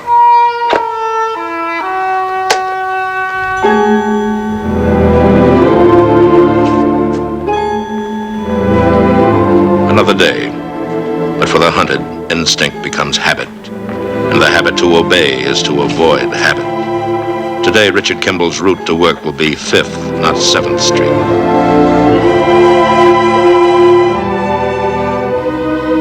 He's not at the mills, brickyards, construction. It's been 2 days. You suppose he left town? Yeah, possible.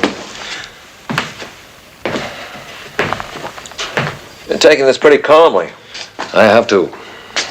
Emotion's my enemy as much as it is Kimball's. Either one of us gets overeager, anxious, rattled, that one's going to be the loser, no matter how long it takes. I may throw you a curve, Lieutenant, but unless Kimball's found soon. I know. You have a manpower problem. Still, getting Kimball to look pretty good on your record, wouldn't it? 7th Street. Why hasn't he... Let's take out 6th and 5th as well. More men. From 2 till 4 p.m., from midnight till 2. More men checking all these factories. Yes. Either at, to, or from work. Don't worry, Lieutenant. It's only a matter of time.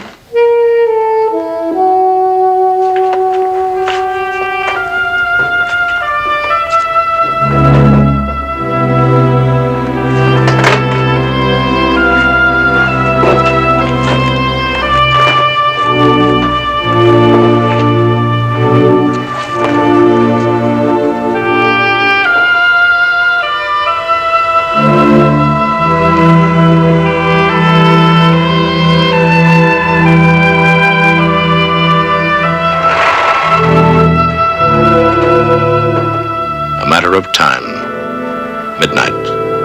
2 hours until the safety of his room.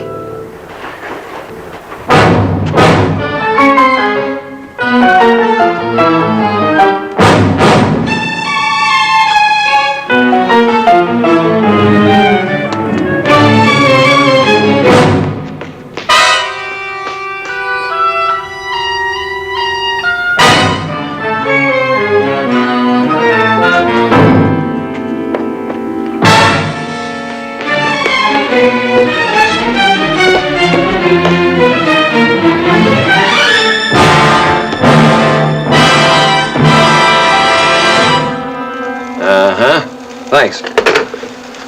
We'll be carloading. Just missed him. He's on foot. Will there be carloading? Yeah. That's right about here. Foreman says he's living over on Waverly, 750 West. Forget it. He'll never go back there now. We'll go with our alternate plan. You heard it. Main roads out of the city sealed. Here, here, here, and here.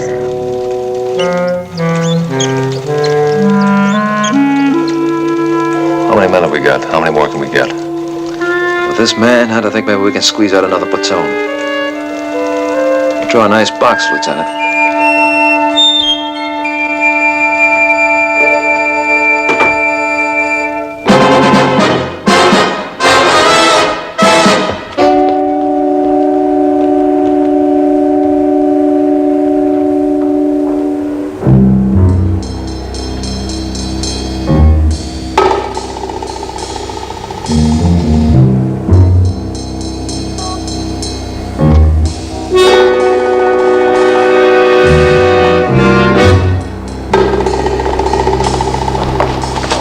Hello, baby. Do you have a match?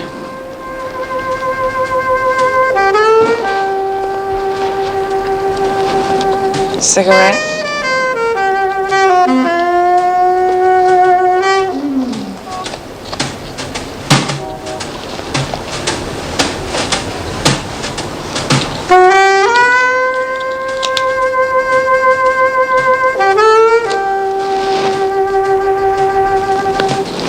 Hey, turn your head a little. Never forget a face, especially since I just saw it on TV. Don't worry. I can't whistle and I'm too tired to scream. Anyway, we're both losers, and it's the winners I gotta look out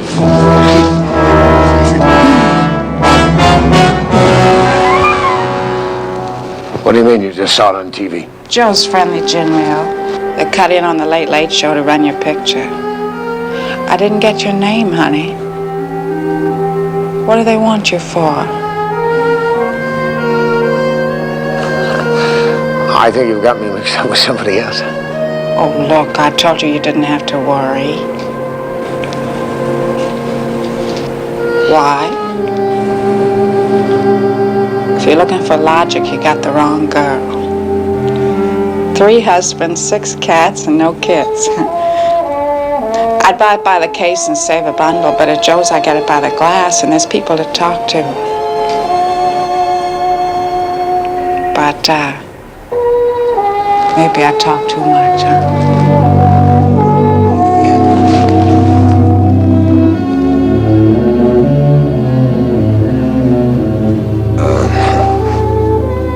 Nothing personal, huh? That's my fault. Everybody but the Marines looking for you. And I stand here playing games. Police, that out-of-town detective. Gerard? Front view, right side, left side, man, they made a commercial out of you.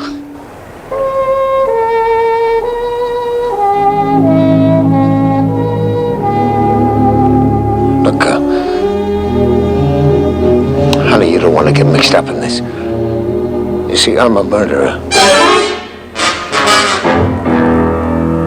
Yes, I'm a murderer. I killed my wife.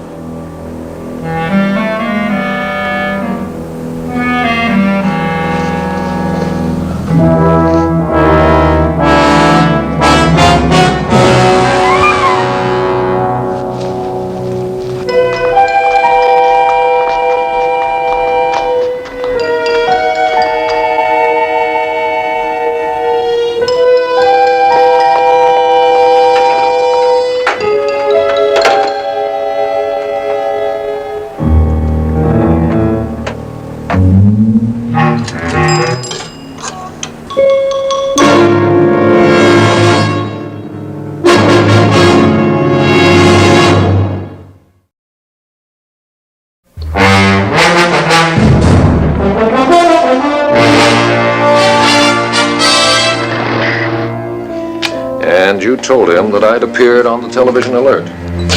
I simply said an out-of-town detective. Was that wrong? Yes. He knows I'm here. And then what? Then what? What did he say? Oh. He said he didn't want me to get mixed up with someone who had murdered his wife. Didn't say anything about being innocent. That's what I don't get. I hear he's always claiming his innocence. I told you he was clever. He saw in the first few seconds that this was a woman who could not only be frightened, but who needed to play a heroine. Headed west on Avenue L, you said. And wouldn't that be nice if it were true? Madam, the moment you were out of sight, he changed direction or doubled back. He's probably through running now, though. He'll hold up, wait for us to search and give up on Avenue L. And then, just when we think he's somewhere else, he'll come out and head west on Avenue L. If you're as clever as you presume to be, then tell me, why haven't you caught him so far? Just a minute, lady. It's all right.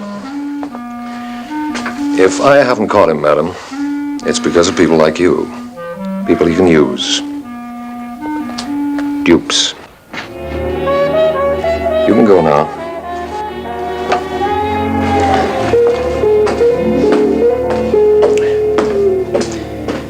Well, Lieutenant, I guess we need sleep. I wouldn't want to be at anything less than my best tomorrow.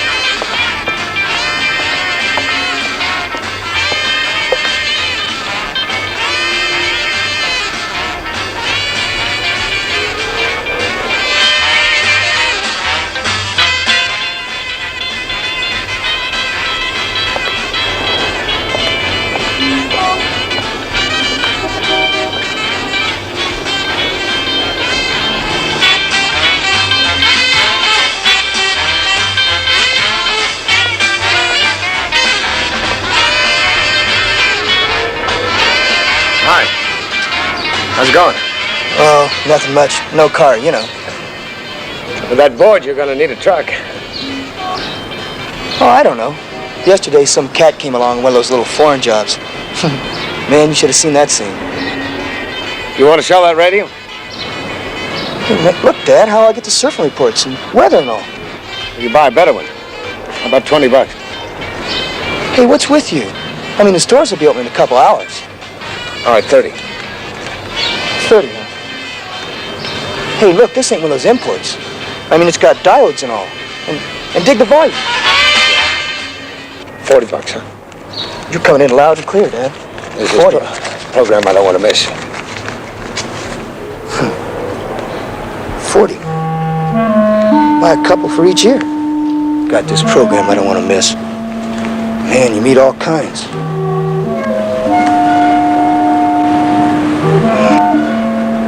Including the Invisible Man. Man.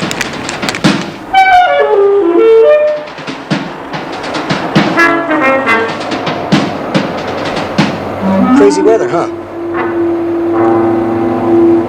Say, you might... English, not good. My day, all right. How about the radio? Radio? Not too loud. Run down battery.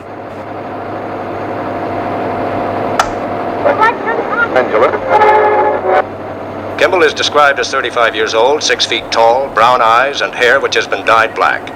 He is careful about his personal appearance, and his speech is that of an educated man.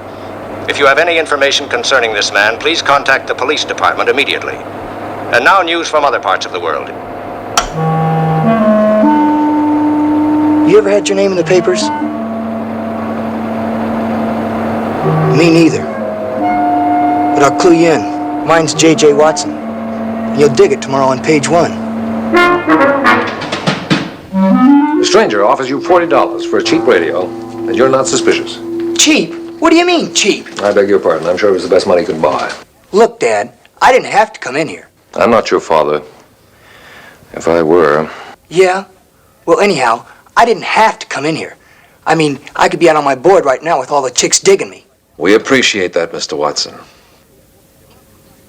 You need him anymore?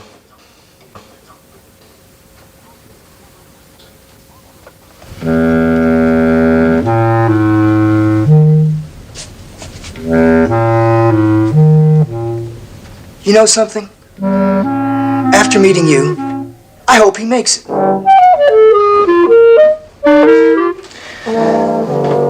Avenue Hal. I was right, he did double back. But didn't hold up as long as we thought he would. Oh, he anticipated me. Lieutenant, this is getting to be quite a chess game, but I'm not so sure we're winning. It's the end game that matters. He didn't think that beach bum would come to us. And now he has ammunition, a radio. Good. Good. What's good about it? Now he knows what we're doing. Exactly. I imagine Kimball's in a relatively safe place, feeling more confident. And for him, confidence is fatal. If I'd had the chance, I'd have sold him that radio myself.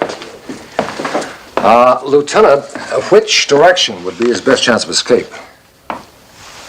Well, if he heads west, he'll need a boat. South narrows down, trapping too easily. East or north, he'd be out in the wide open spaces. South. No. I'd be crazy. Don't you think even now he's imagining us standing in front of a map, wondering about his best chance of escape? Let's arrange for a news bulletin to be broadcast by the local stations. Richard Kimball has been seen in the northwest section of the city. All available police are moving into that area. That's what you meant about the radio. He'll go where we steer him, and he'll move fast. Car back of a truck. Heading south. Right into the roadblock he thinks we've lifted.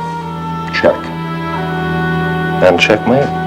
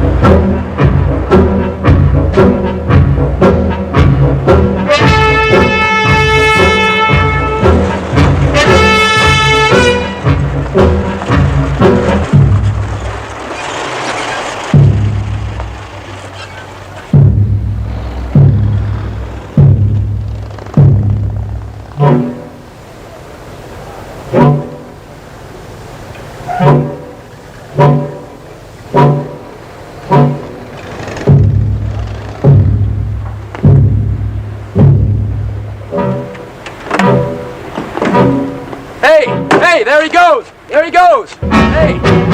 Hey! There he goes! Hey! Hey! I see the man! I see the man! He jumped out of the truck! Are you sure, Miss Kimball? Yes, I'm sure. I've seen him on TV. All right. What's in this area? Factories, old houses, vacant lots. Seal it off.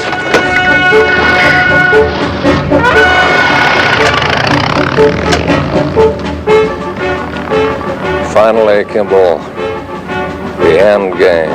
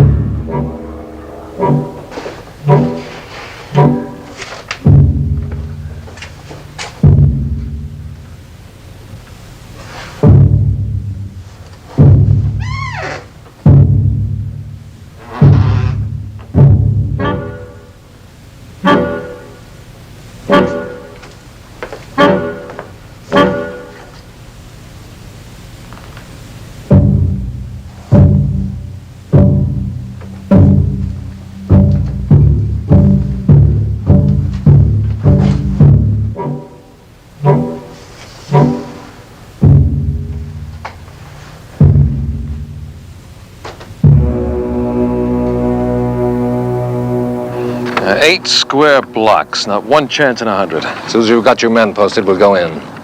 Be dark in a couple of hours. We don't get him by then. Lieutenant, there's an expression in prize fighting. When you've got your man going, don't lose him. I've heard it. It's called the killer instinct.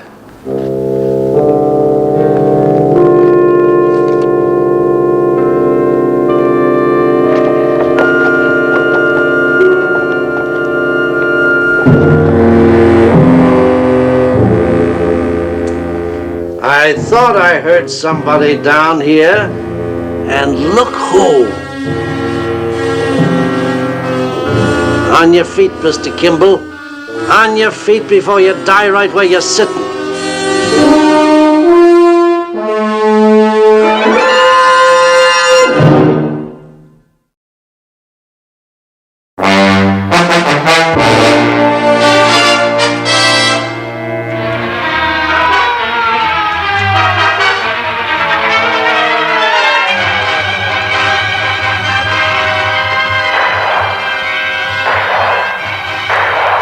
If you're not too busy watching that shoot 'em up, look what I got. Oh, don't bother me, Devlin. It's Kimball. Richard Kimball. What?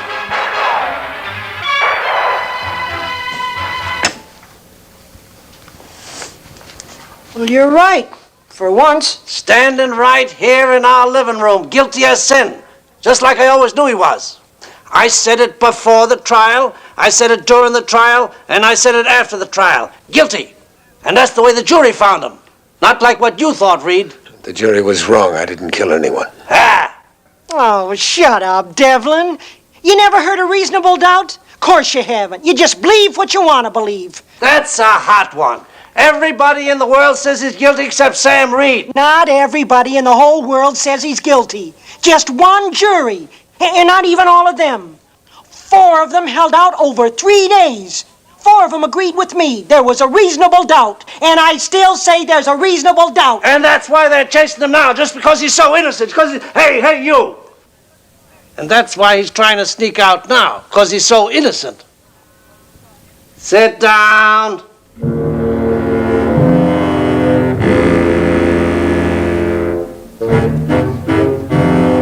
Not there. That's my chair. You're welcome to mine, Kimball.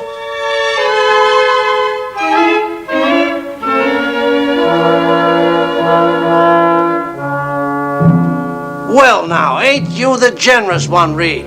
You expect him to sit on the floor?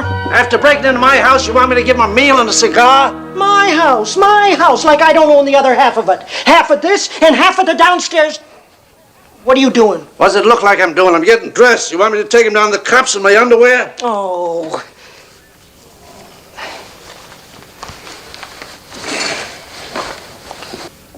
No, thanks. If you hadn't had the phone taken out last year. Why support the phone company? We didn't get any calls for a month. We got calls. We got plenty of calls. Oh, sure. Insurance agents, salesmen. Ah, shut up. Come on, Kimball. Get to your feet. We're going downtown. Oh, we're going downtown. What are you doing? Playing the big shot? Playing Dick Tracy? Well, I ain't gonna sit here on my tailbone and wait for the cops to come. I want to tell you this. It's a long walk from here to the police. I'm going to get away. Yeah, you hear that? That sound innocent? I'll do whatever I have to do to get away. Not because I'm guilty, but because I'm innocent. If the police take me, they'll execute me. You see that, Devlin? What?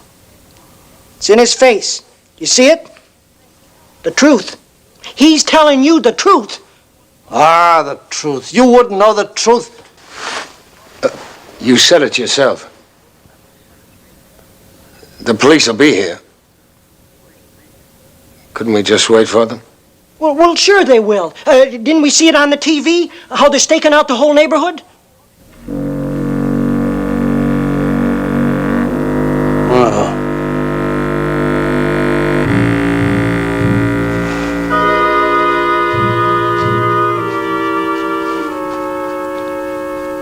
Sit down.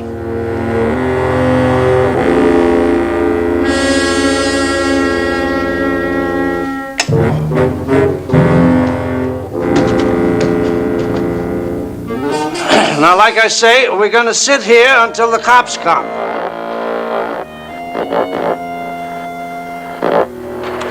Positively known to be within these 8 square blocks.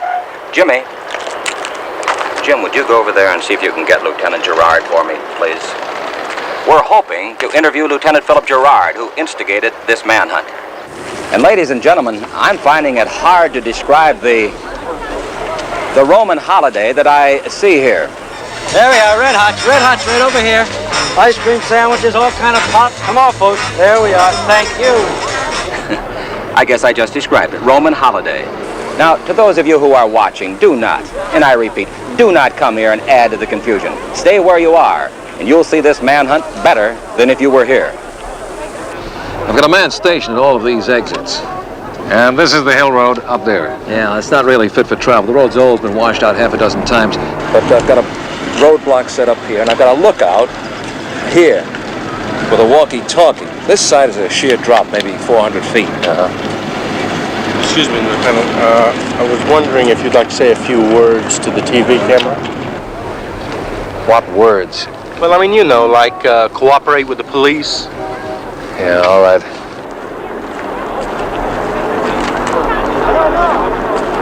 Okay. That's 65. Thank you. Who's next? Step right up. Let's go. Get out of here. Oh, just a I'm minute not going to now. tell you again. Hey, look, I got a license. Somewhere in there, a man is trying to hang on to his life. We've got no right to capitalize on that. Get him out of here. Hey, I got a license. Close it up. A free enterprise. You heard what the man said. All right, but I got all these...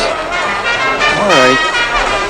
Traced here by detective work that would have done credit to Sherlock Holmes. Well, here's Lieutenant Gerard now. Lieutenant, would you be kind enough to briefly tell us how we stand up to this point?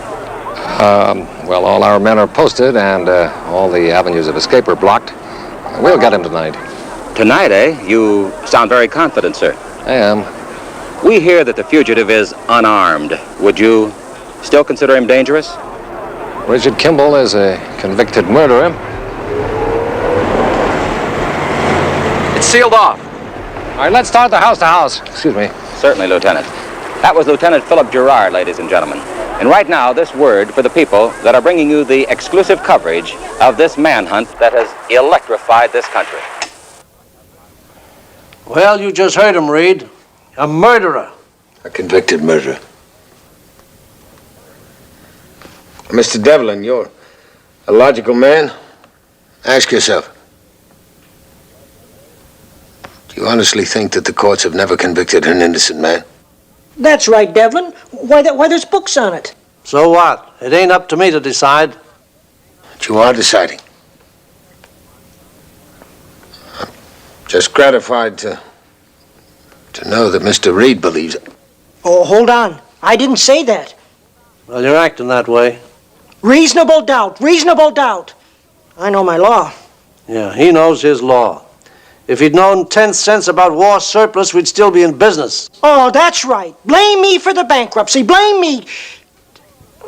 Oh, what's the use? I'm gonna get a sandwich.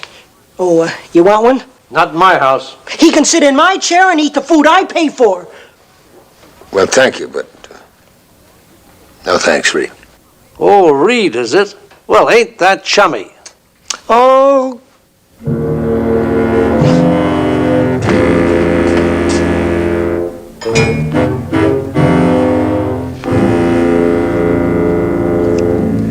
You're just going to sit there and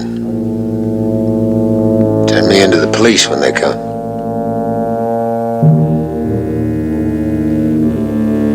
Well, I've got to give you credit. You're doing what you think is right.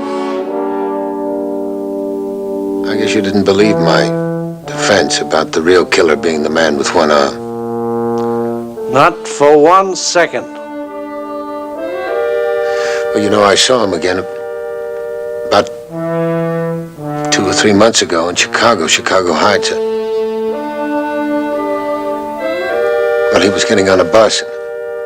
I chased him and he ran. Now, would he have run if he weren't guilty? Well, like you say, I'm just doing what I think is right. Except that you're wrong. You know, one day after I'm executed, they'll prove the case against that one-armed man.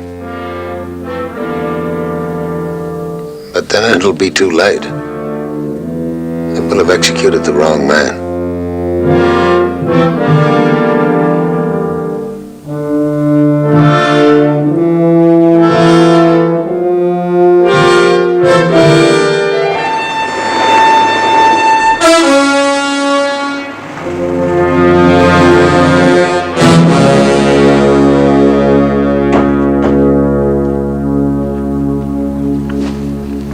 Good. They're here already. Let's get going this end.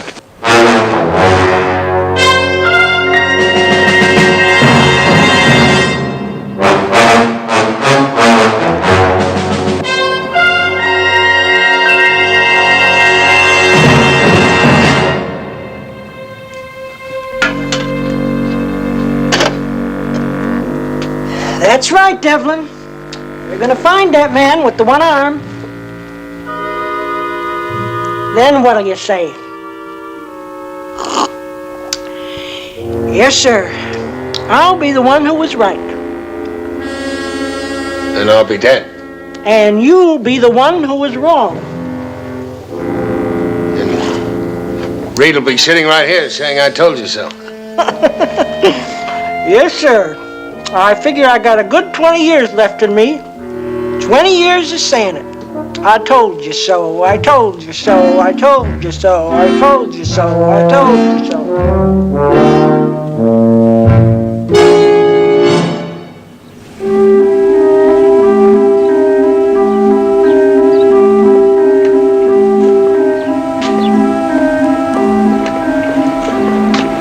There's a relic. Better take a look at it. Right.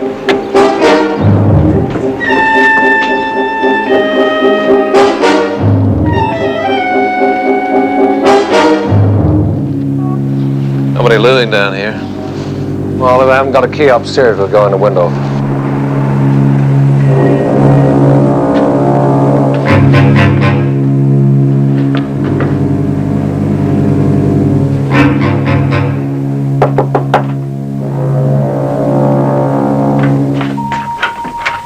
Oh, Lieutenant Gerard, saw you on TV today.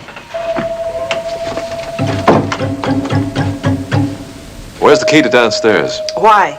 Oh, sure, you don't want to miss a bet, huh? Here. Very handy.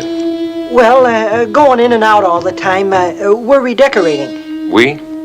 A fella that owns this place with me. Name is Devlin. Now, where is he? Here. I'll check this floor.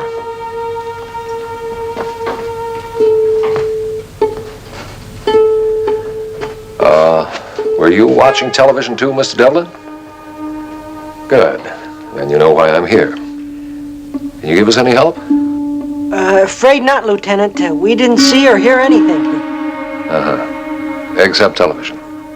That's right.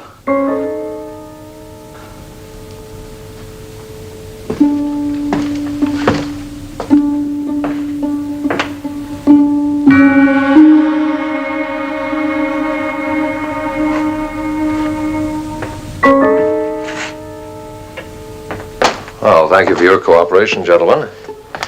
I needn't tell you to get in touch with us if you see or hear anything about him. Thank you.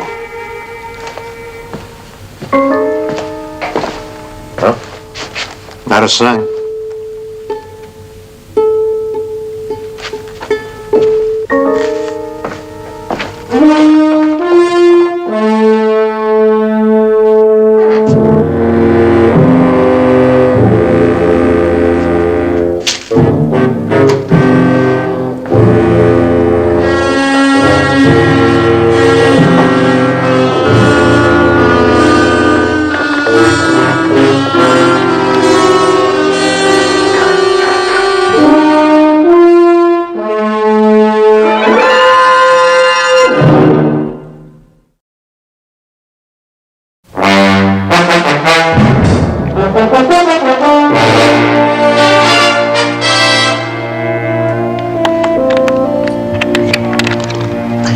Oh, sorry I had to wait so long. I didn't think you were going to get here in time. Well, they were crawling all over the street. One of their cars is still down at the end. Now, you go around the back and up the stairs, and I'll lock this. Thanks. Oh, not yet. We're not out of the woods yet.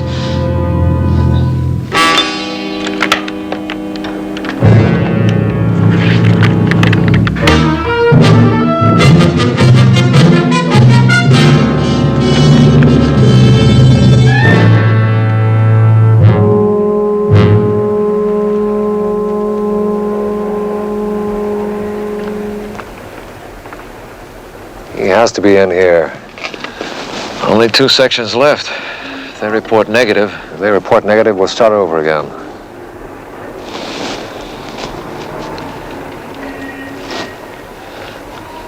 Lieutenant Gerard, I've come to have a lot of respect for you, but remember this. I've gone along with everything you asked for because of what that man means to you. But this is still my city. What does that mean?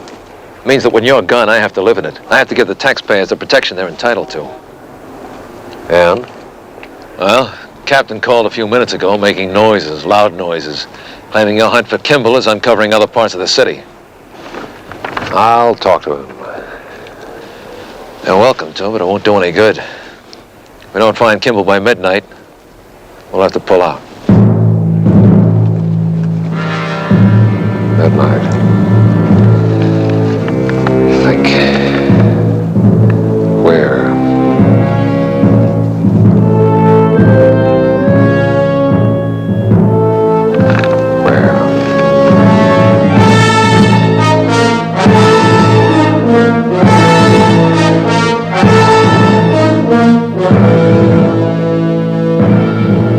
Still in. You sure that neither one of you said anything to make him suspicious? No. At least I didn't. You were so scared you just stood there looking stupid. Stupid, huh?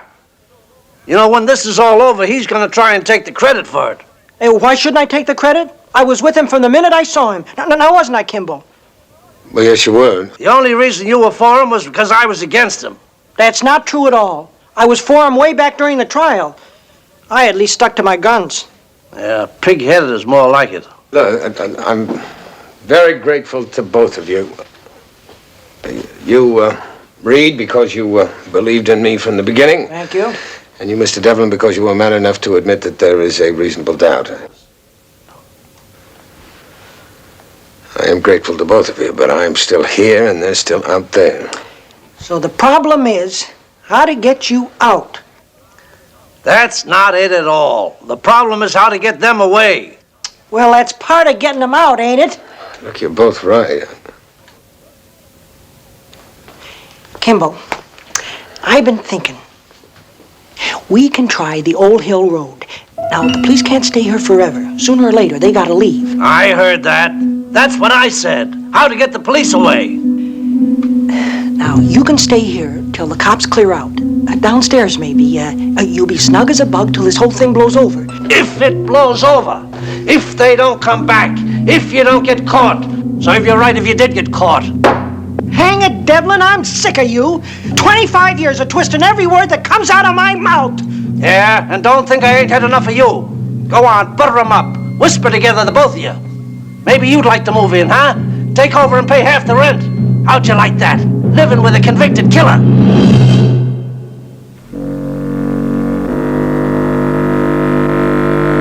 Oh, no, you don't.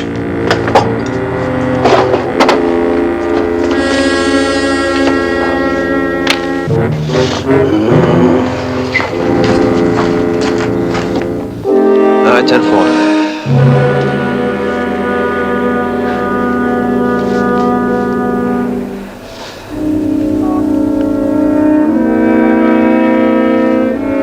Sorry, Lieutenant, but that's it. Last two sections reported negative. I tried to hang on to the men for another 12 hours, but... What time is it? 10. When the clock strikes 12, we have to retreat.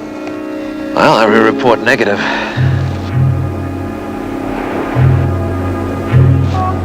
Lieutenant, I don't know how he did it, but somehow he got out of there. No, he's still in there. I know it.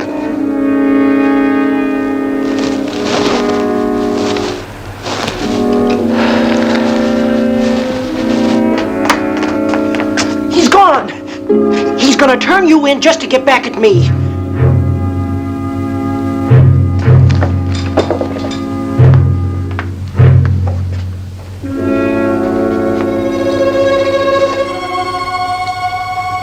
Patrol car's gone. Well, it'll take him a few minutes to get to Gerard. He's not there already. The car.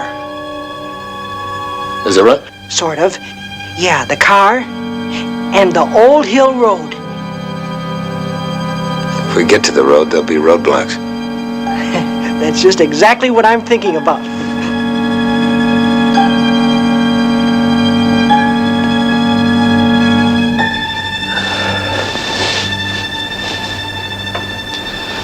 What do you say, Lieutenant? We get back to town, get some sleep? Lieutenant Gerard? Remember me? Name's Devlin. Uh-huh. If you want Kimball... Where? At the house. He's selling a bill of goods to that jackass I live with. Come on.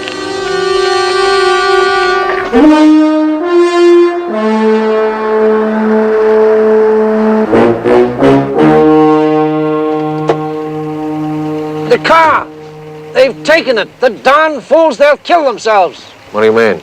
Those brakes aren't worth a dime. And that road's a mess.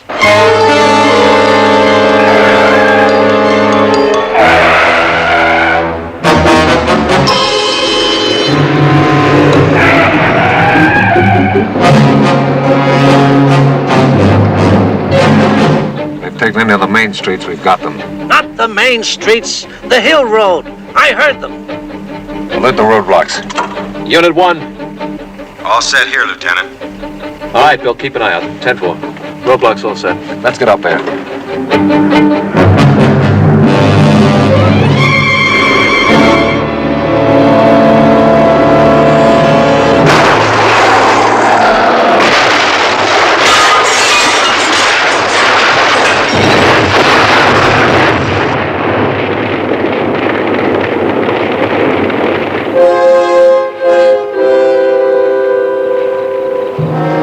So this is how it ends.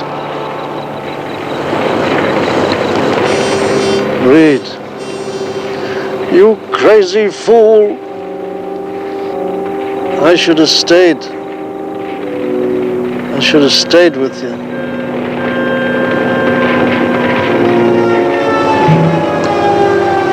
Lieutenant, like you said. It's the end game that counts. Yeah. The end game. Why? Stupid old goat never had a chance.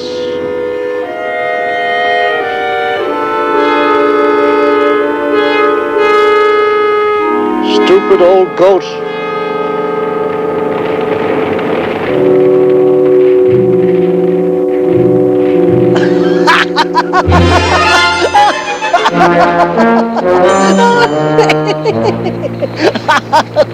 How did you get out? Stupid.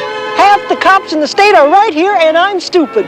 And you'd like to know how I did it, wouldn't you? Well, we stopped, got out, pulled out the throttle, and let her roll. Knew that when she blew up, everybody'd come running to X marks the spot. Kimball. Where's Kimball? I'm afraid he's gone, Lieutenant. Long, long time ago.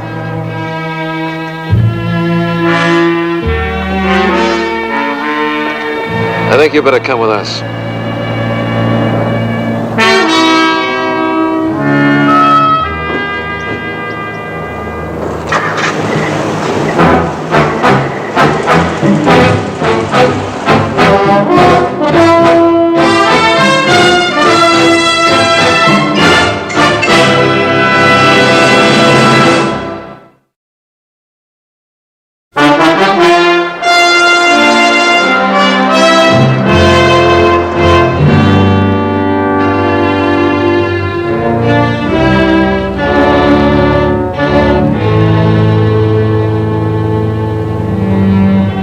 I don't suppose it entered that thick skull of yours that car was half mine. Well, that's just too bad about you. Anybody who'd turn into a Judas don't deserve no share. Don't you call me that, Reed. Besides, it doesn't deserve, not don't deserve. You don't even speak English good. You know, Devlin, sometimes I wonder how you can stand to look at your face in the mirror.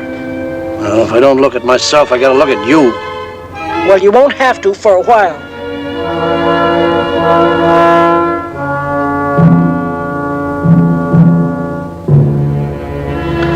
I wonder how long they'll I mean, aiding and abetting is not very serious, is it? I don't know. Maybe 6 months?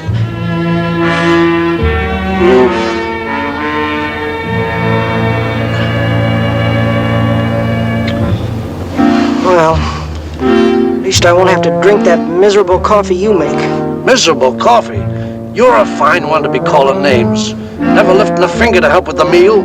Sitting watching that TV. Oh, Devlin, will you shut up? No, I won't shut up.